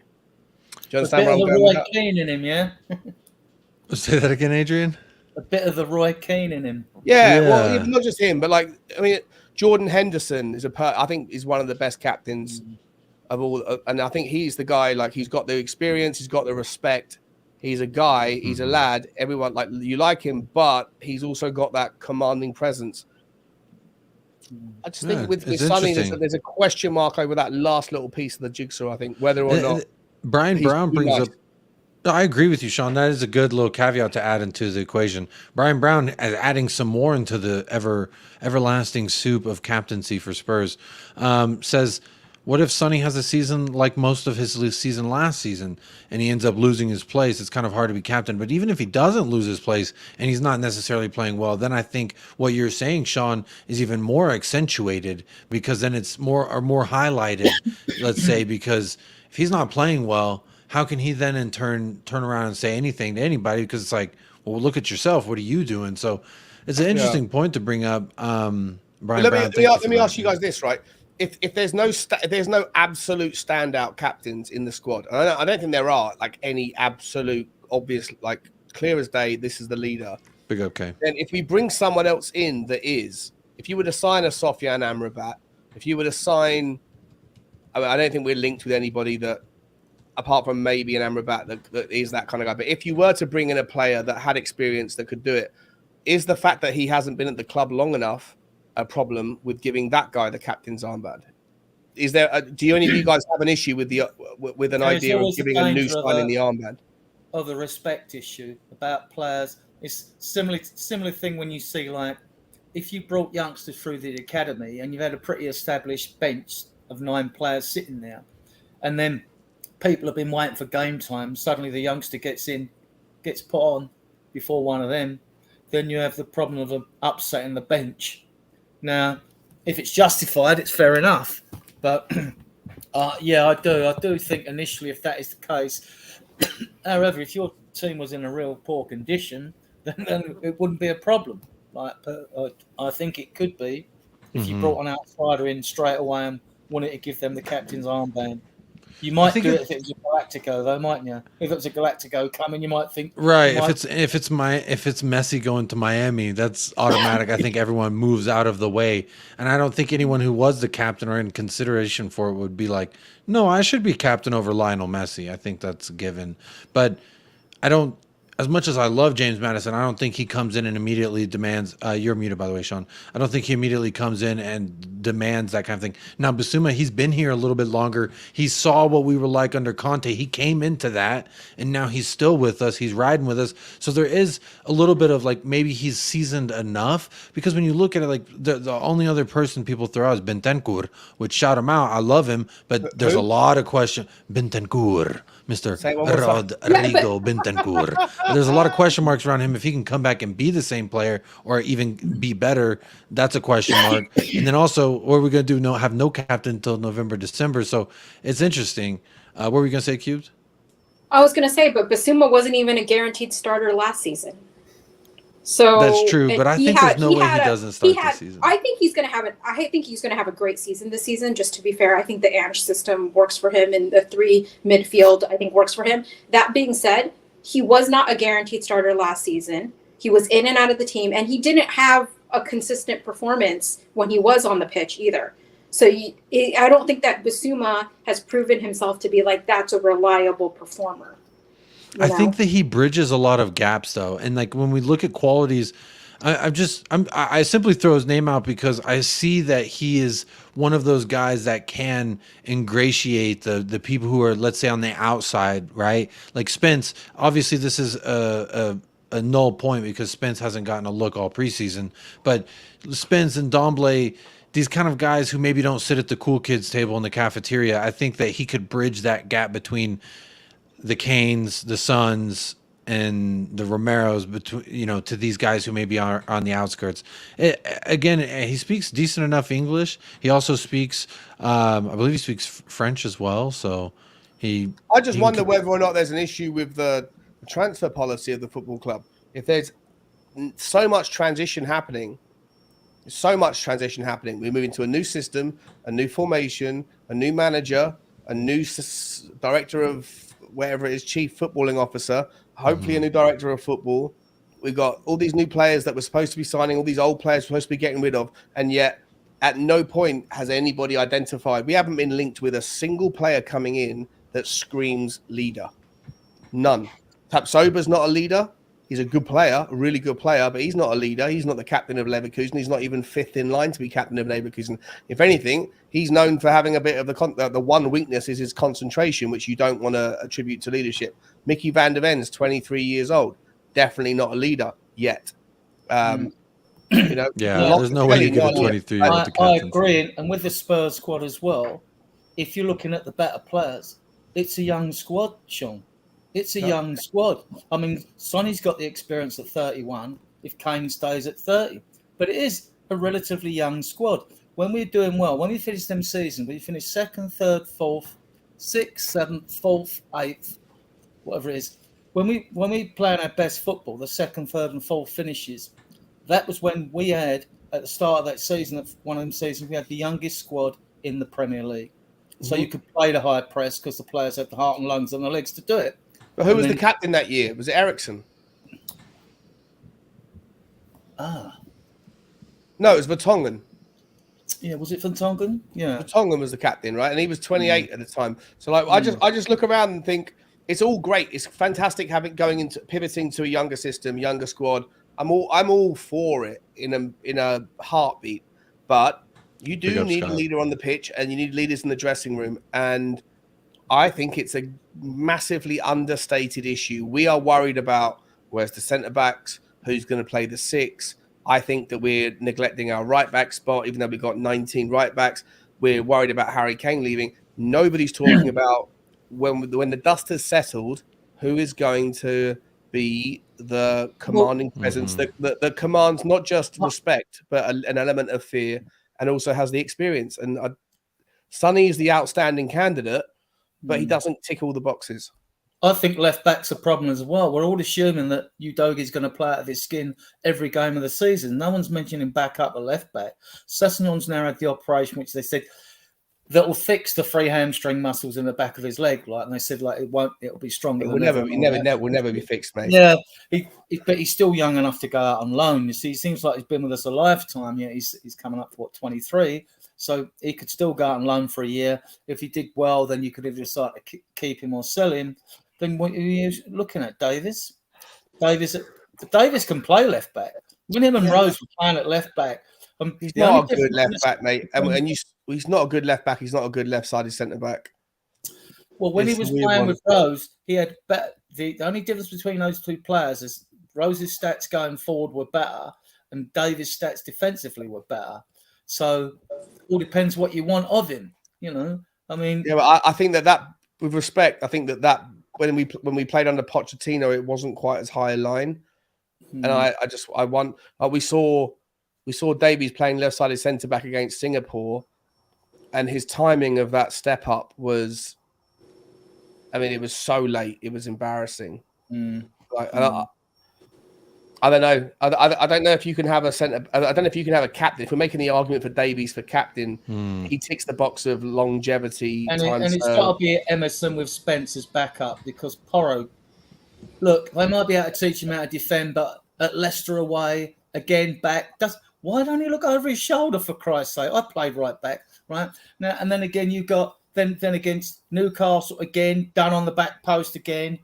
Singapore, done on the back post again. I mean, don't players ever learn? I think, honestly, I love Pedro Porro. I was saying this in the last couple of streams. I love Pedro Porro. Last thing I'll say, because I don't want to overtake your stream, Jacob. I'm sorry. I'm talking too much. I love Pedro Porro. I don't think you are at all. That's what the show's about. I don't think you are. Keep going.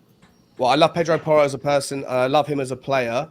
But I am massively concerned about the suitability of him for this particular system. I think everyone is looking at him and thinking he can't play right back because he can't defend. Ergo, he has to be a right wing forward, an inside forward. I don't think he fits that model either. I think he could end up being another very expensive flop at Tottenham. Don't hate the player. Just hate him in the model at the moment. You don't think that his passion could be something? He'll score a world-class goal, and everyone will say, "See, his good points are he can finish, he can cross a ball, and he can take a dead ball like a corner, which frees up Maddison to stay in the middle rather than him wasting." He did do more in a right wing position last season than Kulusevski did. To be fair, when he got in and around those areas, he did what we were waiting for Kulu to do. I know, Adrian, you hate me probably for my take that I'm getting fed up with Kulusevski because I've seen him be poo-poo more than I've seen him be good. But I do, again, I try not to close the door on Kulusevski. Scott Culver says Vicario has been mentioned as being a leadership type as well. Are we potentially sleeping on a young goalkeeper fresh off the block? No. Yeah, maybe he's got enough to worry about this season being in goal than to give him any responsibility. He's got a good skill set. I've watched videos. He's got a good skill set. He'll be fine. And you've got Forster as backup anyway, who's a good backup actually. I know he's old, but he's a good backup. So that's fine. I'm worried about the whole back four, to be honest. Yeah, I'm worried about more than the back four. I'm worried about. And I'd go with Sean and others. Sangare. We can debate. The backs in first, I would take Ibrahim Sangare tomorrow at a pinch. I would even, if we could afford him, if we had the money left over after 2 centre backs, I wouldn't even mind Kessie. If Højbjerg was going, I would take Kessie for Højbjerg. But Kessie already said no to us before. I don't want him. Sean sees more foreign players than I do. When we get slight links and all that, I get the videos up, put them in my group, so as people can look at these players before they comment without knowing. Like, you know what I mean? Like, so, yeah, so. What were you going to say, Cube? Cap sober, right? If we don't get either of them, you know what the Spurs fan base are going to do? they're all going to get prickly about it and say like, oh shit, we lost out on our main targets. There's no guarantee that Van der Ven or Tapsoba would hit the ground running in the Premier League. And young players make mistakes. So even if we end up, I won't be unhappy if we ended up with Nelson or Aradit or even Ibanez, because we've got to get someone in. And all three of those, I'd like Bremer. I would like Bremer. They only paid. Also said no to us already. Yeah. When did Bremer say no to us? Well, technically, he didn't say no to us. He just said, I want to be Italian. He said, let me be Italian, please. Italian citizenship, which he got. So therefore, ruling him out of our... That guy is an absolute monster of a defender. Girthy, very girthy. He's so girthy, bro. Yeah. But the only time I've ever seen him play super good football is in a defensive, pragmatic system in a back three. That's when he won Serie A Defender of the Year, right? If we signed him last summer, I genuinely believe that Conte would still be here. We'd be playing 3-5-2. We'd still be in the Champions League. But the difference between him versus Eric Dyer in the middle of the three would have been a difference of 15 points. Absolutely. Guarantee it. I wanted him really bad, but he said I don't know if he's got the ability to play in a high line back four. Juventus are wanting to sell like all your parent clubs. I've only paid £31 million for him. So when you're talking to me, paying, see, we don't know. I mean, we didn't make an official bid for Van der Ven or even Tapsoba. That's when you know you're really interested. But you're not going to make an official bid. Big up, Scott. I mean, you know more about finances than me, Sean. But you're not going to make an official bid if you know straight away that club's already turned around and said to you, we want 50 mil for a 22-year-old or 50 mil for a 24-year-old. Now, yeah, honestly, mate, I understand. I understand a bit of finance, but I really don't understand the mechanics of how bids operate within football. I'd love to get my dream is to get an agent on my channel, like an agent CAA, someone that's like still relevant and knows how it works, and then say, can you please explain to me exactly what the process is and walk me through an example, because I don't understand what the timeline of events are. Like, why is it that the players agree terms before clubs have even spoken? Like, what does that? There's a documentary about that dude, Ibrahimovic's manager. There was a sorry guys. There was a documentary about Zlatan Ibrahimovic's manager. I can't remember his name, but he was very famous for being like a very aggressive agent, or whatever. And he passed away recently. Died. Yeah, it was Erling Haaland's thing. Raiola was. Yeah, that guy. And he really set the precedent. To my understanding, from what I saw, was that he set the precedent of going directly from agent to club and agreeing on terms before clubs know anything. Because that's kind of what happened with Zlatan's career when he was at, I think it was Ajax, when he just moved from Malmo to Ajax or something like that, and he was wanting to go to a bigger club.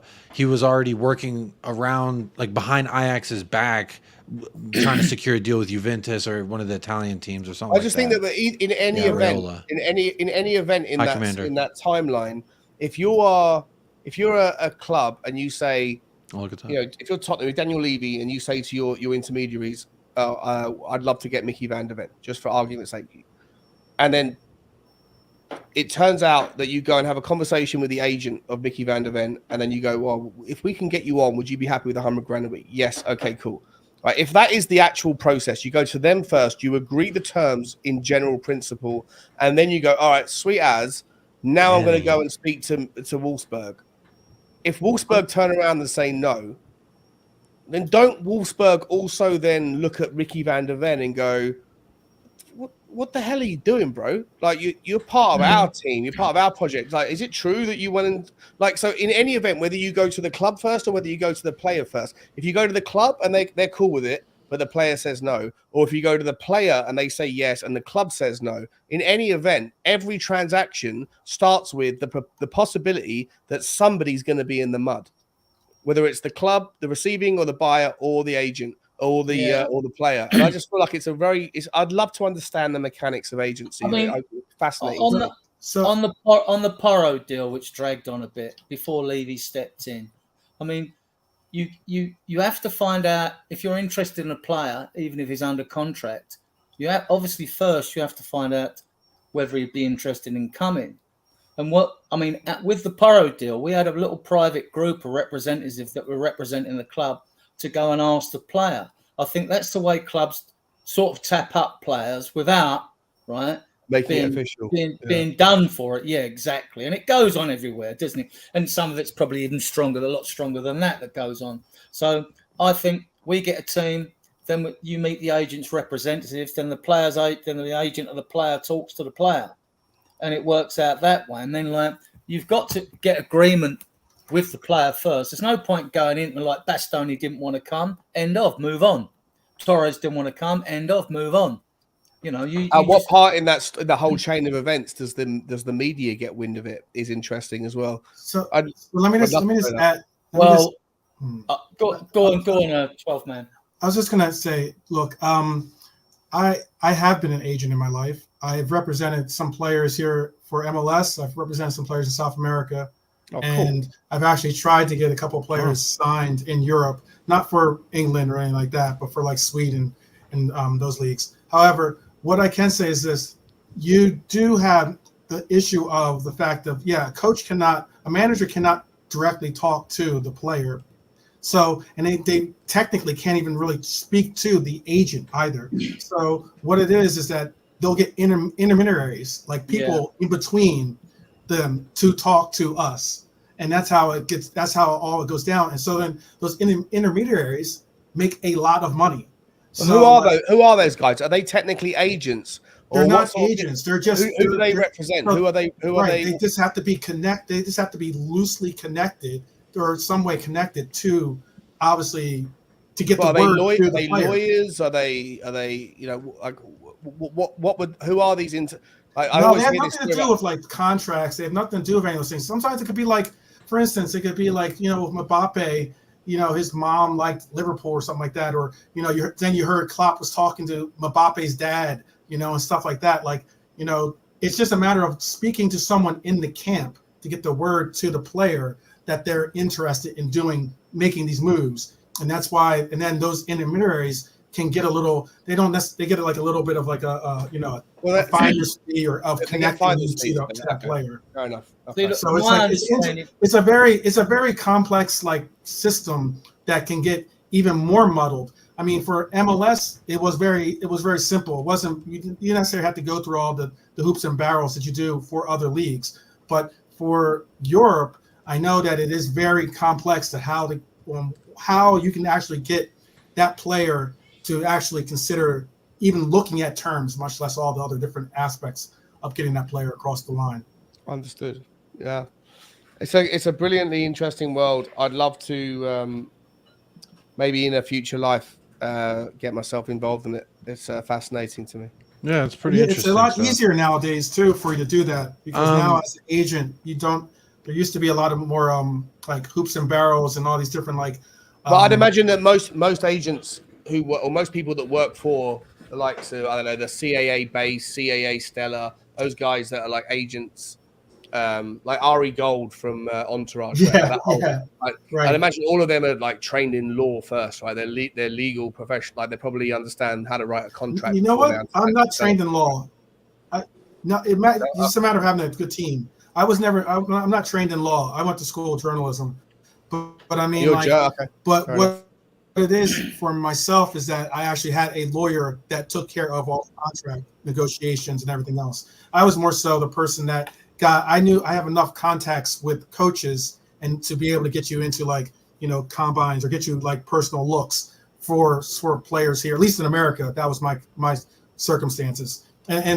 And Jacob can understand the rigors of how the MLS is a little bit different, because I know he was a part of a club as well here in America, but the rigors of what goes on in an American club is a little bit different. Than it's starting to transition more into what you see in Europe and other countries. But yeah, it's a very interesting tango, to say the least, when you're trying to get these players. Very quick. That's really interesting. Very quick. Let me Cube's got to go, but she's gonna plug something. She's appearing somewhere tomorrow. What's going on, Cubed?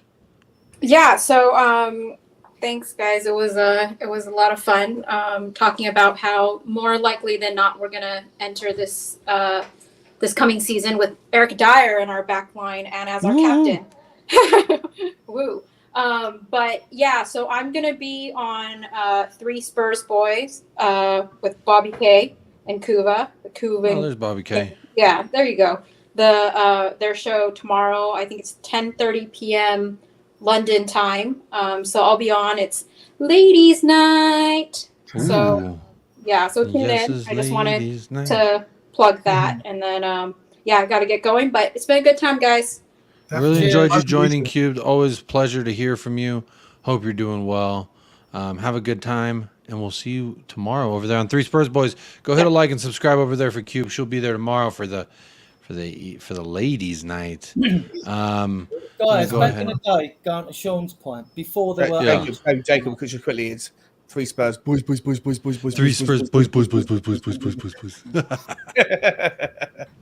You, as a Spurs fan, you might have a slight hint of a player that Bill Nicholson was interested in or someone's interested. And then the next thing you knew, like you did nothing about it in the paper, none of this media frenzy. And then like suddenly the deal was just done. And that was it. So when it comes to leaks, I think it depends who it suits at a particular time. Agents will make leaks. If they're touting an unpaid player, they'll tout them all over the place, obviously. But this is the thing for me. Like for me, like a bidding war going, Sean. Then fully aware of the idea. The idea that like obviously it makes sense like on paper that if you want to drop leaks, then agents will drop leaks to journalists and they'll create bidding wars, etc. So I get the principle of it, but like when you have scenarios play out like the Harry Kane thing, where everything's done through the German media and nothing's done through anything else. And then most of us are going, well, it's just a German PR machine. But then it turns out we've all been dismissing the links of like, Mrs. Kane's over going into Bavaria looking for a new house.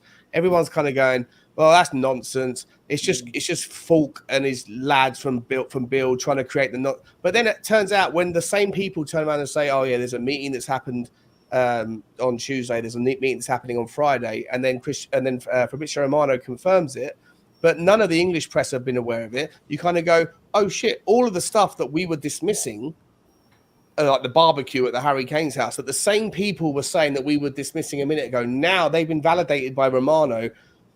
Like that's not to create a bidding war, that's to create a PR press machine, right? But then at the same time, you hear nothing. You hear all about Raya, but you don't hear anything about Vicario. And then all of a sudden, 6 hours later, Vicario's not only a link, but it's done. And you kind of go, well, there's no recipe there. There's no there's no consistent theme of media link engagement that you can rely on. So because you see a little bit of one, a lot of another, and then occasionally you see nothing at all, I don't know if there's a recipe that you can really like take and go, this is how it works, because every different scenario is played out in like random percentages, random proportions. So I would love nothing more than to get like a top class agent on for an hour interview and say, explain to me what the process is from pillar to post of how a player gets identified, approached, signed, and then how does the media play into it? And then what happens in scenarios? How does it happen where occasionally you see players that you haven't even heard of, like Manor Solomon is a perfect example. No one was talking about Manor Solomon. It just happened real quick. Happened. Why does that just happen? But some deals are played out for months and months and months. My mindset would lend me to believe that it has something to do with maybe you have potential interest elsewhere as well, and you want to try and capitalize on that or force someone's move quicker than maybe they were trying to. Like if I'm Mickey Van de Veen's agent, right, and he really wants to move, and I heard that he was real bad in Wolfsburg friendly the other day, he's probably got 1 foot in, 1 foot out type mentality. And I think from an agent standpoint, you would, of course, want more talk about Mickey Van de Veen going somewhere. So that way, if there was, say, your Liverpools or someone else interested, they would say, hang on, Spurs are about to go get this guy. agreed to personal terms, all this and that. But I just think maybe they're doing it with the wrong club when it comes to Spurs, because that kind of tactic doesn't force us to do anything sooner than we would normally do it otherwise. So I don't know. So you think it's coming from the agent, right? So I absolutely think it's coming from the agent. So Manor Solomon's agent was told, "Hey, don't spread this around. We're going to get this deal done. You're going to get paid a little slice. Everyone's happy, but you keep that to yourself." I think the Maynard Solomon, given that it's a Ukrainian team, I think it's a little different. And then notice all of a sudden we're doing a Shakhtar Donetsk. Okay, well, maybe friendly. Example, but can we use Vicario then? Vicario had there was no time at all on that deal either. No, I'd never heard of him before we signed him that day. I woke up and was like, "Who the hell is this?" So my question is, why is Vicario's agents willing to keep quiet, but Mickey Van der Ven wants to let all in sundry know? That's my question. Sorry, Adrian. Yeah, Vicario. I mean, like Paratici had looked at him for a year or so anyway, so I think his hands are on that deal somewhere along the line. But going back to, there's also, when you mention the media, that was interesting to me, because you've got a different media culture in each country. They're not all crocodiles like our press are, But in Germany, with them, there's this pride thing with Bayern Munich, are the be all and end all of everything, and they want to promote their league and build and all that. They will help. Their actual press out there will help Bayern Munich get a deal pushed through. Yeah. They'll help. All these stories that have come out, a load of them are crap, that Kane actually made a promise. Kane never promised anything. His brother might have when he spoke to them, or his dad or whatever, but Kane's never promised anything to them. And all this time, they've made 2 bids. They haven't made 2 bids. We've had 2 rumoured verbal offers. Bayern Munich have not made an official bid to Spurs, right? It's all part of the game they're playing through the media. And it's all been German media led, which our press love to pick up, those that hate Tottenham, don't they? So, to me, there's so much BS about this. All this about Kate Kane. I've put loads of banter grenades in different groups about heavily pregnant Kate Kane. I love it. Keep stirring the pot. That's how things get cooked. It's just my little way of having a little dig back, Jacob. I'm just thinking, there is so much BS over this. No, you're my boots in the ground in Paris and Germany. If anyone asks you, if we're interested, pay the damn money. Well, Bayern, pay the damn money. Yeah. Pay the 100 mil. Jacob, ask all the members in the chat how much they think we should get Harry Kane in pounds. I did that on one of the shows, and it was all roughly in pounds. It was all like around the 80-ish million mark. As far as how much we sell. Tin Legs Tony brings up a good point. Says, don't forget, which also a special shout out, Tin Legs Tony. Every day that I go live, I see you in here commenting. I hope that you're liking. You're always here. So big up yourself right now. I know you're not a member. I know you don't super chat, but hey, you're here all the time, and I just want you to know that I recognize names, and big up yourself right now, always chiming in. Sorry if I don't always come to your comments, but says, don't forget the media want to sell papers and clicks too, especially during the summer when there's no real football. It's one hand washing the other. I kind of agree here that, Sean, when we look at what could be the cause of this, maybe Mickey Van de Ven, think about how many people know his name now. Maybe it's not so much of a, and someone mentioned earlier, I think it was Tin Legs, that Van de Ven is represented by Zlatan's old agency, Raiola, the guy who passed away, his agency. Yeah. So I would assume that they practice the same the same things. Real quick, Danny, I will be going. My wife came in here and said she's going to divorce me if I go beyond 2 hours. So I've got about another 15, 20 minutes. If I go 25 minutes, I'm getting divorced. But that's how long. Let Danny come in. I'm going to jump out in a couple of seconds. A couple of minutes. I need to. It's 12:20. Real quick before you jump out, can I ask you real quick? Can I ask you guys, Dan? I put it in the chat the suggestion.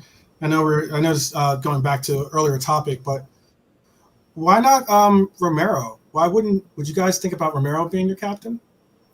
This was a question that came in from Aaron Dubb, said Son or Romero for captain at Jacob.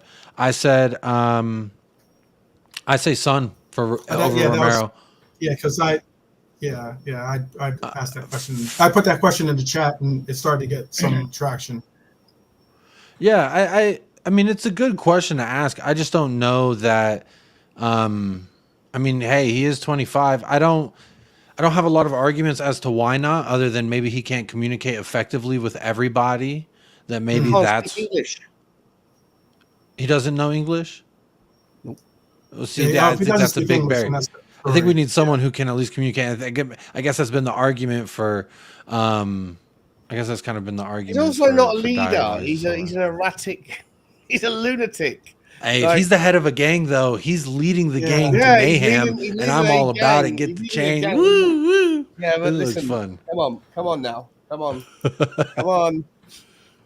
Sean, you don't think that if you gave Christian Romero, let me just throw this out there. Don't make this argument. Come on. We're there. Our feet are in the water. We're splashing each other already. Our shirts are a little wet. Let's go there. Christian Romero gets the armband, calms down a little bit, becomes the stud muffin we all knew him to be. Wait, before you do that, let me get that. Let me paint that picture in my head. We're kicking, we're splashing.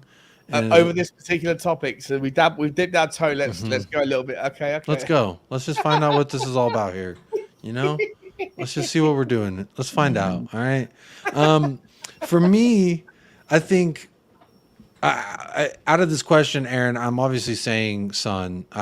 He gets my vote all the time. But if I'm going outside of Son, and I'm delving into the Romero matters, maybe if he learned English, we got him hooked on phonics for the summer.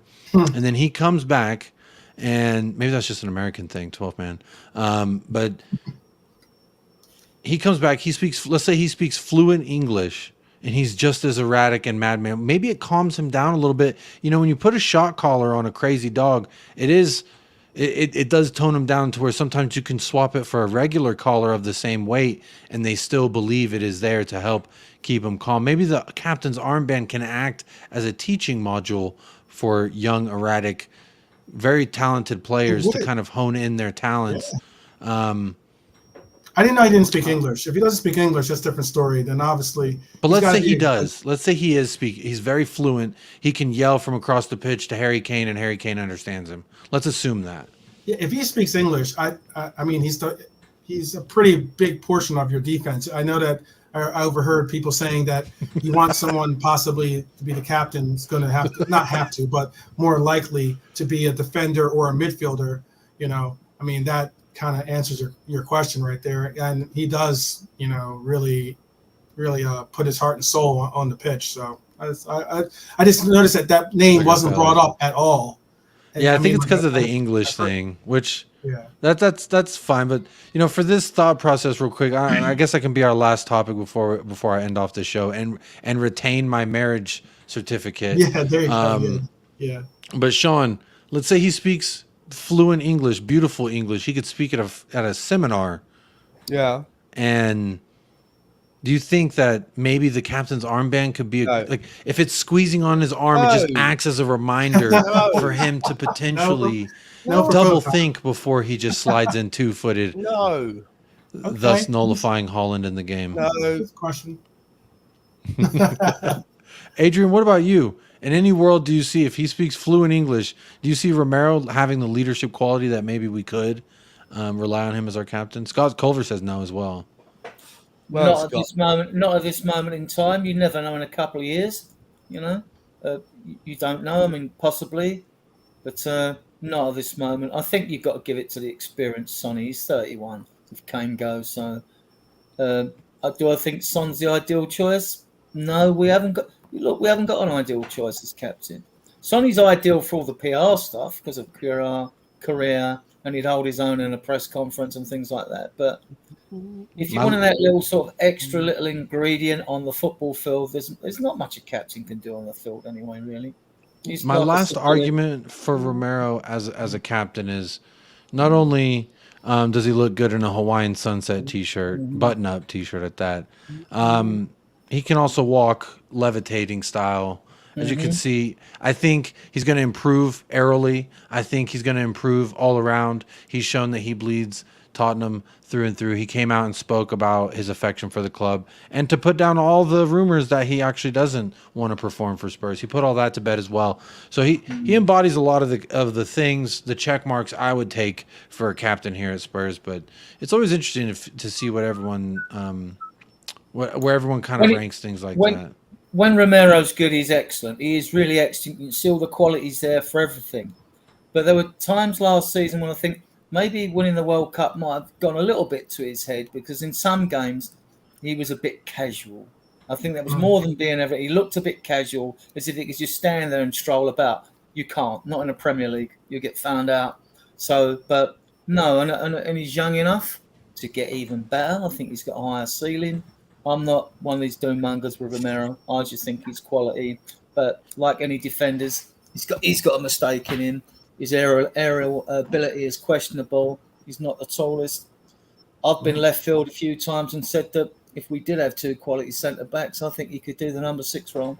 As a deep line one that just sits in front of the back four and doesn't go far forward, I believe he could do that in pass. No one's going to want to come up against him. But then you're caging the rabbit, Adrian. He loves going forward. We saw that under Nuno. He was up there as a second striker sometimes. It was kind of funny. It'd be tough to rein him in, but I don't know. It's an interesting thought. Real quick, Sean, what do you think about that? We were talking about the 6 on your show. Shout out Spurs Talk Show. But we were talking about that on your channel a little bit earlier about that 6. Could Christian Romero, if we got 2 Tapsoba, Van de Ven, could he fill in as that?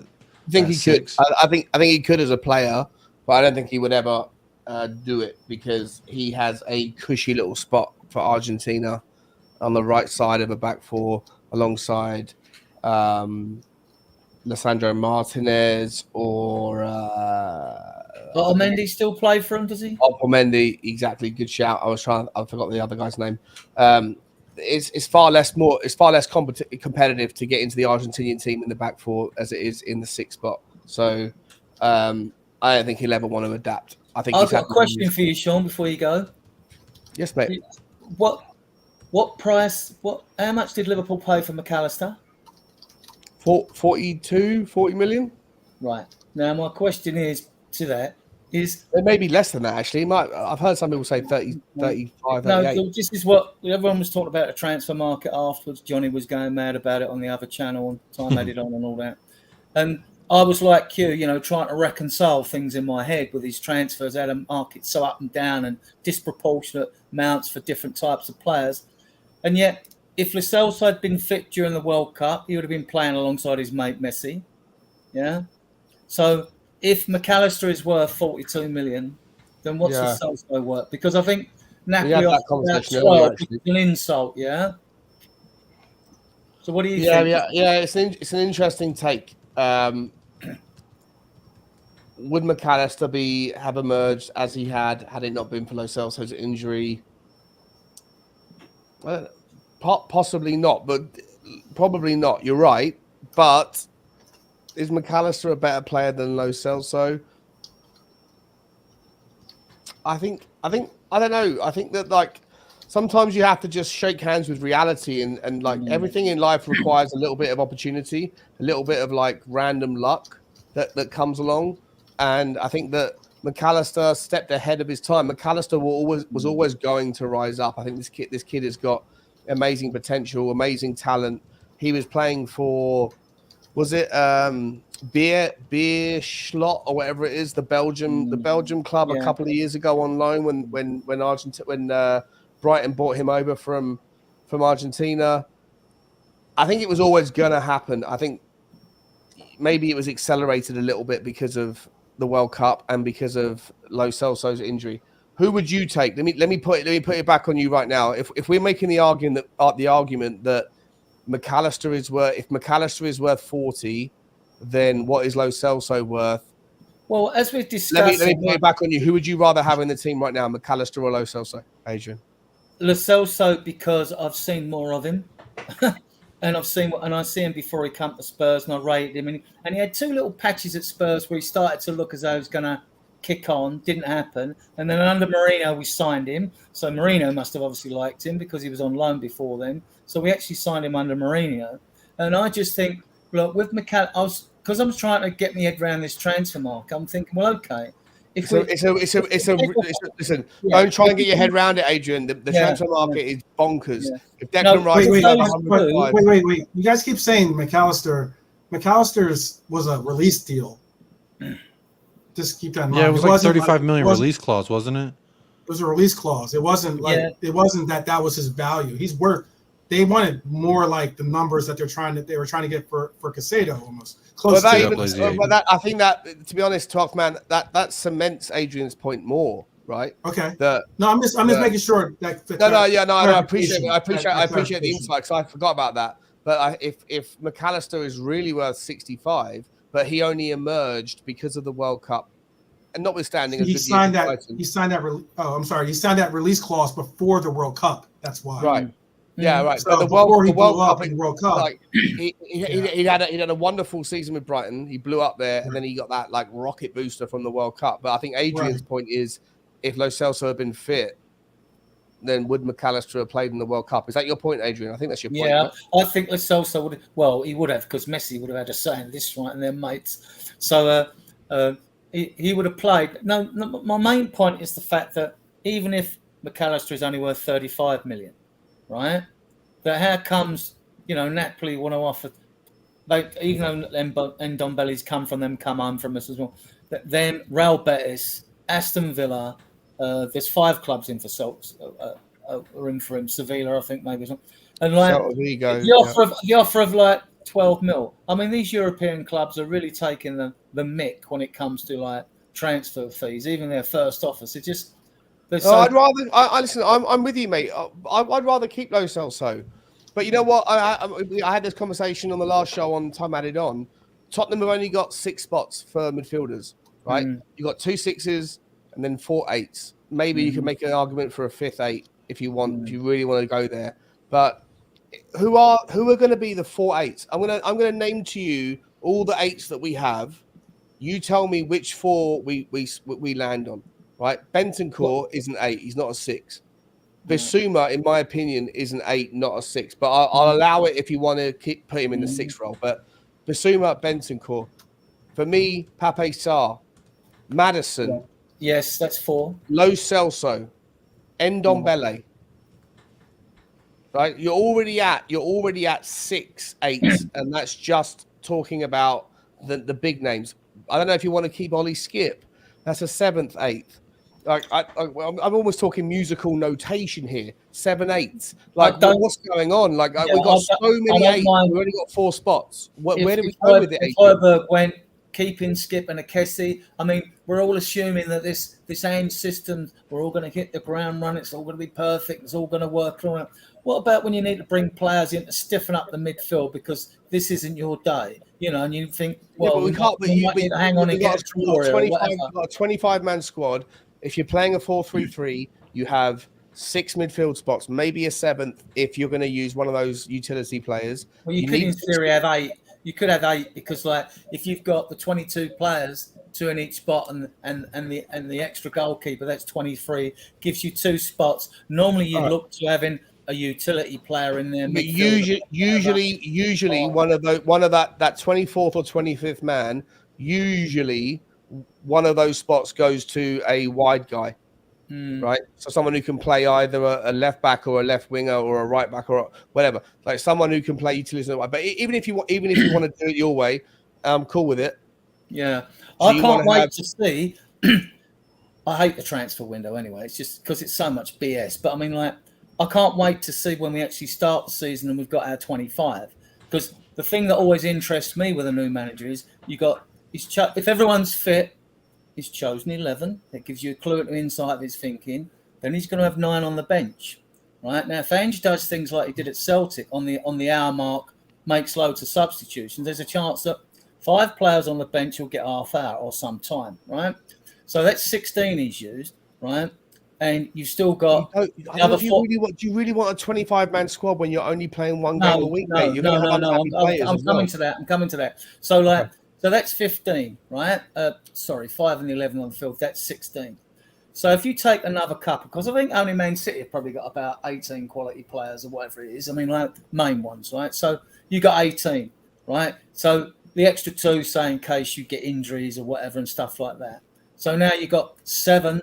Then it's going to be interesting to see who doesn't actually, if everyone's fit, of course, who actually doesn't make the match day squad. So you've got your 20 players, there's 5 not making it.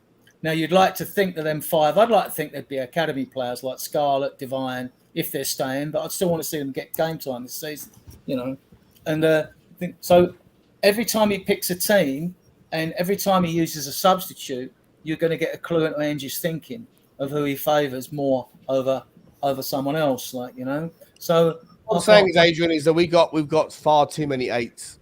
We've got far too many 8s. Yeah, we have. We've got to make a tough decision over, in my opinion, one of Lo Celso or Madison. Oh, sorry, Lo Celso or Ndombele. You can't have both of them. There's not space. I'm not a very forgiving person when it comes to Ndombele walking off that pitch against Morecambe, like so. So do we send him on loan again? Then we send him on loan, do we? I guess. Well, we have to do something with his wages or whatever. He's still got 2 years to go, though, and he's on about 10 million a year. So, well, you know what they say about too many 8s.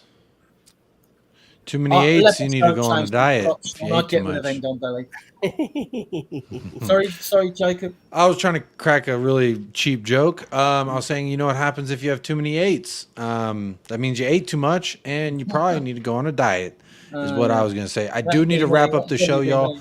I have full intentions to continue to be married, but real quick, I want to give 12th Man a chance to plug his channel. I got the link up right here. Let me see. Let me repost it in there. Thank you. Yeah, go ahead. When's the next time you're live? Actually, I might do a little bit of a episode coming up in about an hour or so, but more so, I'll be on tomorrow. Right. I have 2 shows. I have 3 shows tomorrow. Not all mine, but I have 3 shows I'll be on. I'll be on my show tomorrow. There'll be 2 other shows I'll be making appearances on. Cool. Well, go check it out. Go give him a like and stuff. No, I was going to say real quick, I appreciate you having me on, despite that I might not rep blue all the same. I still... Oh, it's okay. You wore yellow. You changed for us. Yeah, you wore yellow for us, so I appreciate that. You went a little bit above and beyond. Here's the link for Spurs Talk Show. If you didn't know, you probably already did know, but please go sub over there as well. Show Shawnee some love. Are you back tomorrow? Are you back at all this weekend? Oh, Dr. Me? I mean, he looks like he's going to say maybe. No, I'm saying yeah. I'm going to say. Oh, okay. I'm going to say yeah. I'm just deciding whether I'm going to do 9 shows or 10. I'm going to abuse the content. You know, it's Saturday. Opportunities on Saturdays. A lot of appreciate you having me, mate. Thank you for having me, Jacob. 12th Man. What's your name? 12th Man. Sorry, what's your real name? My real name is Liverpool 12th Man. Mighty Reds. I'm not giving my real name. I actually don't know his real name. We've had a lot of conversations, 12th Man and I have. I'll always just refer to him as 12th Man. Okay. Yeah, well, 12th Man. It's a pleasure to meet you, my man. And I'm very sorry if sometimes I feel like when I come on late night shows, I've had a couple of drinks, but also I feel like I talk far too much. I'm very sorry. Nothing wrong with that, Sean. No, I appreciate it. I enjoy the delightful banter here, and before as long as it doesn't get personal, it's all good. I appreciate it. No, one of the first streams I had with 12th Man, he was getting attacked by his own fans because he brought up stats, and they're like, "Fuck you, stats." No, it's all about the eye. It was fun. It's fun always delving into some rival content. So definitely go check him out. Also check out the Hotspur hippie Paul, the one and only Paul. Adrian, you got anything you want to plug before I sign the show out and redirect you over to Flawless with Sarcasm City TV?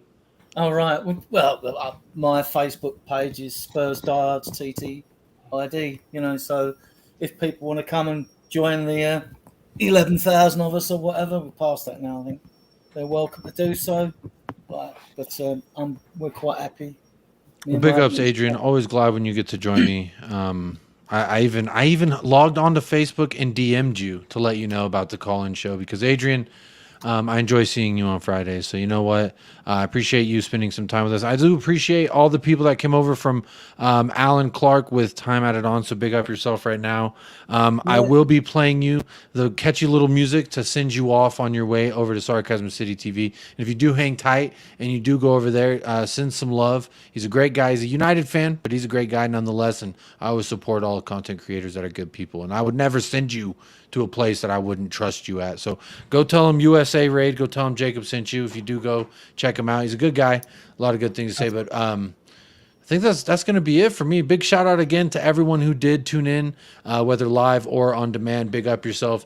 Get half of our views back on demand. So shout out those of you who do. I hope you enjoyed the chatter. I'm going to be ending the poll real quick.